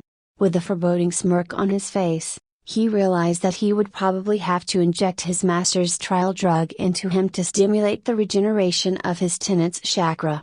Kakashi, seeing that the enemies in the vicinity had been subdued, turned to the Genin near him to give them their orders for the defense of Konoha. After he had sent off the members of the Rookie 9 present, he turned to call Naruto over, just in time to watch him vanish from the stadium, heading to who knows where. With an exasperated sigh, he turned his focus to the huge barrier separating the Hokage and Orochimaru from the others, and went to see what he could do. Ibiki sighed in frustration as another batch of Konoha ninja were casually wiped out by the humongous snake summons brought by the invading Suna and Odo ninjas. The 5 snakes, including the 3-headed one, had long since smashed huge holes in Konoha's towering walls. The only thing keeping them outside was the constant onslaught of Konoha shinobi fighting to stall them. Still, at the rate things were going, Ibiki knew that they would have to pull back and allow the summons, as well as the ninja who summoned them, to fully breach the walls. Before he could deliver the order for a tactical retreat, a shouted cry heralded the arrival of the Toad Sannin, Kachios, Utaikuzushi no Jutsu, summoning, food cart destroyer technique. With a might cloud of smoke, one of the 5 huge snakes was ruthlessly crushed by an equally large toad armed with twin swords. Standing on the head of the toad, white hair fluttering in the wind, Jiraiya gazed down on the ninja who were now staring at him in awe and gratitude. With a smile on his face, he was about to commence his usual introductory dance routine, when with a flash of light and boom of thunder, his godson was suddenly standing beside him. Many of the gathered ninja flinched in shock at the sudden appearance of the Genin, and most of them couldn't help but liken his arrival to that of the Yondaime Hokage. The similarity was further enhanced by the fact that Naruto had finally gotten some clothes to wear, a white cloak with lightning bolts at the bottom worn over a blue muscle shirt. With his headband back around his forehead, turning to his godfather, Naruto spoke while the ninja were still adjusting to his sudden presence. The old man needs your help. Orochimaru has trapped him in a barrier in the stadium and the Konoha ninjas can't get in. I can take over from you here.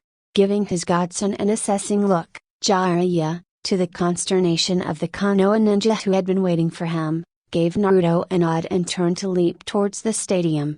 Just as the invading ninjas were beginning to smirk at the Toad Sannin's departure, Naruto jumped towards them, and while still in the air, he bit his thumb, blurred through 3 hand seals, and slapped his hands down in midair. Kachios no Jutsu, summoning technique. The cloud of smoke that was formed covered everything in the vicinity, making the people present unable to see. When it finally cleared, the enemy ninja could do not but blink at what they saw.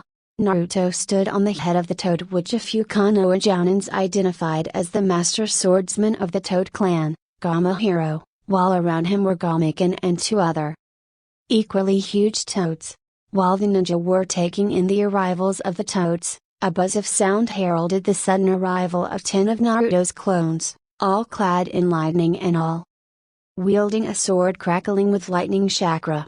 The standoff between the 2 factions was abruptly broken when Naruto appeared in front of the Jounin leading the invading forces present, Ninjato already pierced through his heart, and a cold look in his blue eyes. The Konoha ninjas, bolstered by the presence of the summons and the obvious skill of the blonde-haired Genin as evidenced by Jiraiya's faith in him, surged forward with a unified war cry. For the will of fire. Ruka's hand trembled almost unnoticeably as he watched some of his remaining fellow academy instructors struggle to maintain the earth wall that was keeping the enemy ninjas out of the academy. Once the invasion had started, the academy instructors had gathered as many young children as they could and, just as they had practiced, they all fled towards the academy, intending to use the secret passage there to take them to the shelters. However, they had gotten waylaid by dozens of enemy ninjas, and in the struggle, only about half of the academy instructors had survived to get everyone inside the academy and safe for the moment. Ruka knew that the enemies were just toying with them since they hadn't even tried to break through the windows that were undefended in the room they were holed up in. The Konoha people present were able to watch as most of the gathered invaders lounged around while, from time to time, one of them would launch an attack at the earth wall, defending the place. It was a bad situation because keeping up the wall drained chakra regardless of if it was under assault or not, and the Konoha ninjas didn't dare take it down.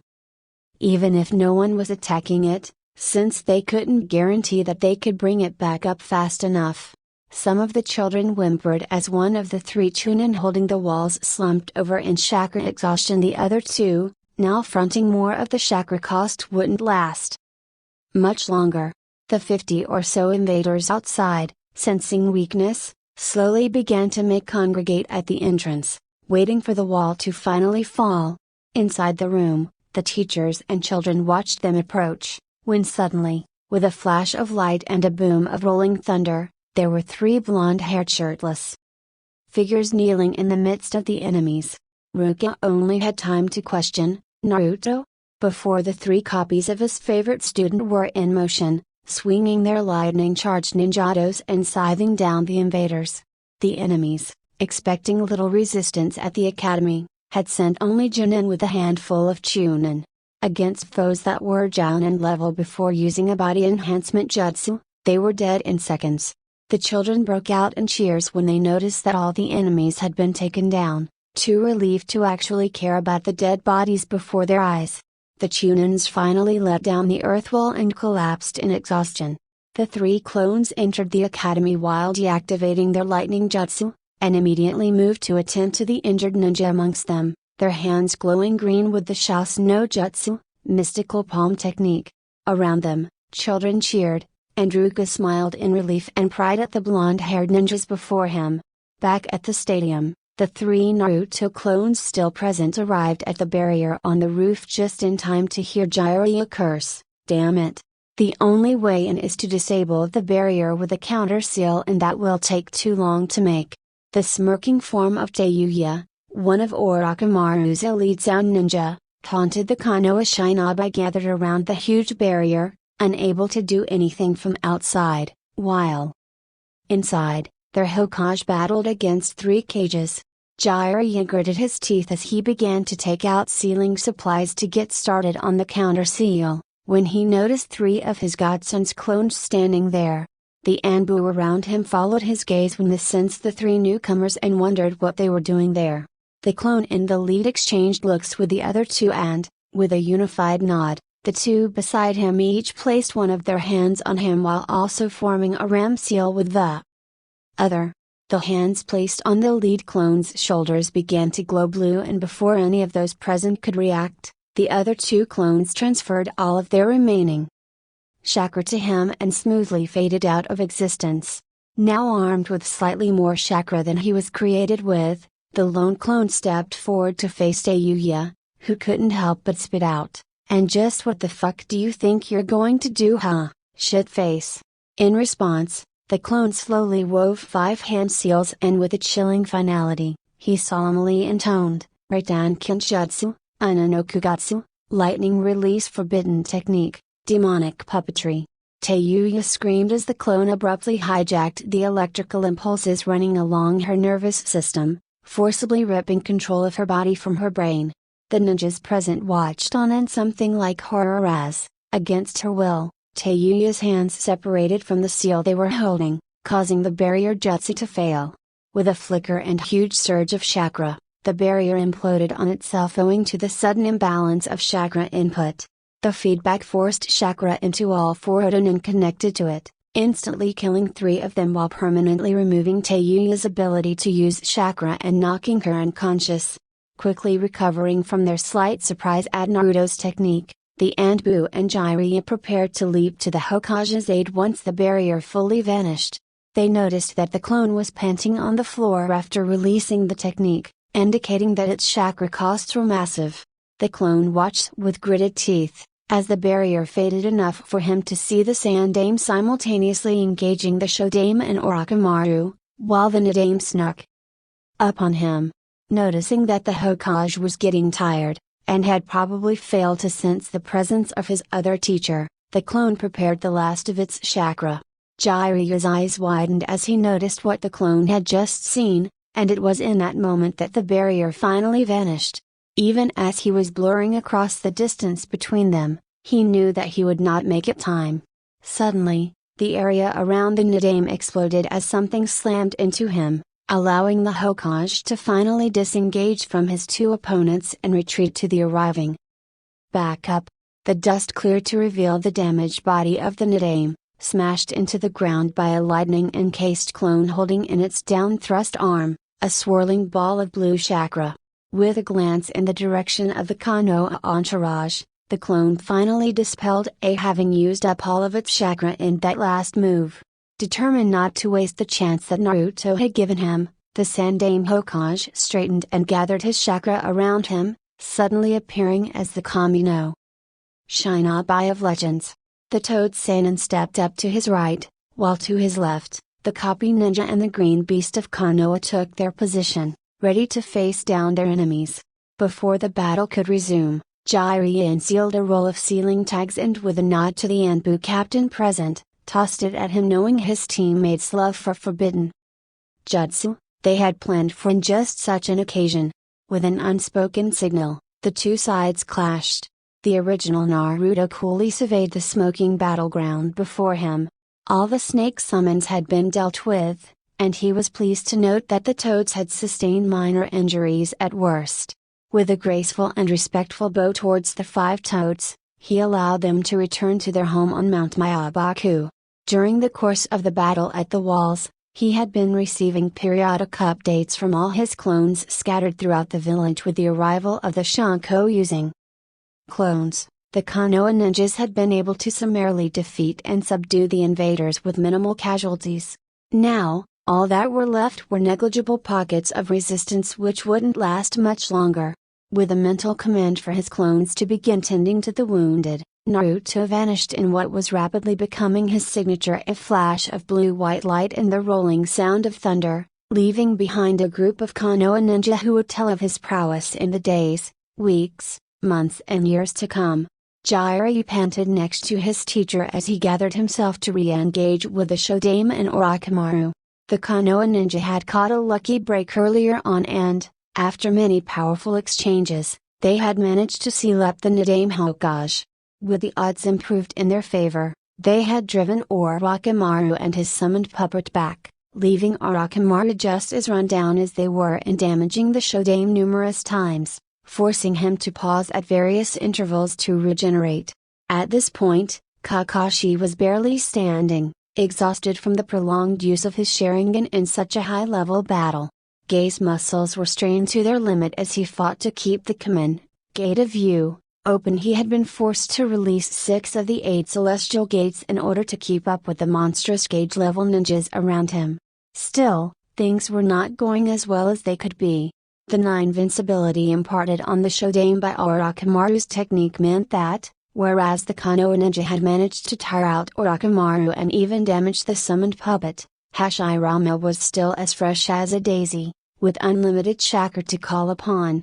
If Hashirama were still merely human, the combined might of the Kami no Shinobi, the Toad Sage, the Copy Shinobi, and the Green Beast of Konoha would have been enough to put him down by now.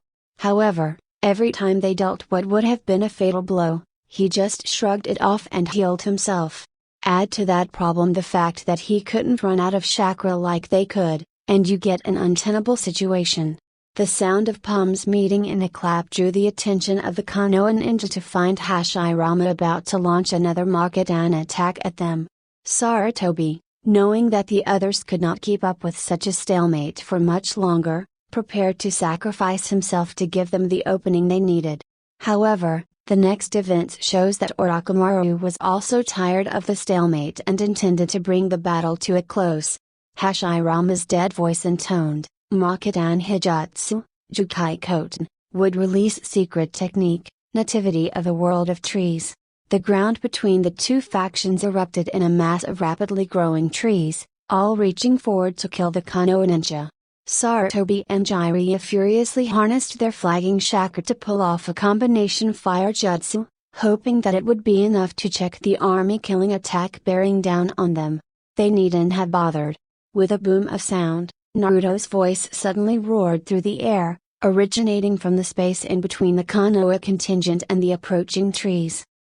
Raiton, Raryu Uno Tuku, Lightning Release, Roar of the Lightning Dragon. Out of Naruto's mouth emerged a massive torrent of yellow crackling devastation. The attack rapidly expanded to match the size of the approaching trees, and when the two met, the explosion was felt throughout the entire village. While the ninjas were blinded by the light, the Anbu captain felt a body breeze past him, while plucking a sealing tag from his hand. The light and dust finally cleared to reveal splinters, sawdust, and, in some cases, ash. Orochimaru let loose an annoyed hiss and spun to command the Shodame Hokage, only for his eyes to widen in surprise when he caught the sealing tag planted on the chest of the summoned cage by a fading blonde-haired clone. Before he could react, the seal activated and sealed up his puppet, permanently. The Snake Sanin's infuriated gaze cut back to the Konoha ninjas to find the slightly hunched over and out of breath form of Namikaze Uzumaki Naruto. Having finally regained his breath after such an expenditure of chakra, enough to summon 4 Game Ubuntas, Naruto straightened and faced Orochimaru, sensing, but not reacting to, the appearance of the Sandame, Jiraiya, Kakashi and Gai at his side. No one stopped to ask what a Jonin was doing standing shoulder to shoulder with Konoha's most powerful ninja. Indeed, if one tilted their head and squinted, it would look like Namikaze Minato was the one standing in Naruto's place. Even Orochimaru had to acknowledge that he had lost the battle. With a frustrated glance at the captured figure of the only surviving one of his Oto elites, he vanished before the eyes of the gathered Konoha ninja, trailing away like dispersing smoke. For a moment, the stadium was silent as the ninjas present looked around in case Orochimaru was still lying in wait. With a bone-weary sigh, Sarutobi finally relaxed from his ready stance, causing the others to break out in smiles of relief, with even some vocalized cheers amongst them. The Sandame's gnarled hand came to rest on Naruto's gold locks and he ruffled them with a fond and proud smile on his face. The surrounding ninja also aimed smiles of gratitude at the Jonin in their midst, still too relieved at surviving the ordeal to begin questioning just how they had survived. A few miles from the walls of Konoha, Kabuto stepped over the unconscious bodies of the 2 older Sand siblings, slowing approaching the prone form of the Ikibi Jinshu Uriki. With deft movements, his hands reached into a pocket to extract a syringe filled with viscous white liquid. With the smooth and steady hands of a veteran medic, he administered the cocktail to Gaara, and promptly hightailed it out of there, pausing to grab the 2 unconscious teenagers on his way just on a whim. All across Konoha, eyes widened in terror as a thick miasma of madness-inducing bloodlust suddenly overlaid the village. Civilians crumbled to their knees, with some of them throwing up in sheer fear, while others passed out under the onslaught. Almost as one, ninjas turned to face the general direction from which the feeling was originating, and when they beheld the approaching behemoth, sheer pandemonium broke out. The Hokage, trailed by Jiraiya, Kakashi, Gai, Naruto, and the Anbu captain arrived at the wall upon which Hibiki stood, facing the slowly approaching form of the one-tailed desert raccoon, Shukaku.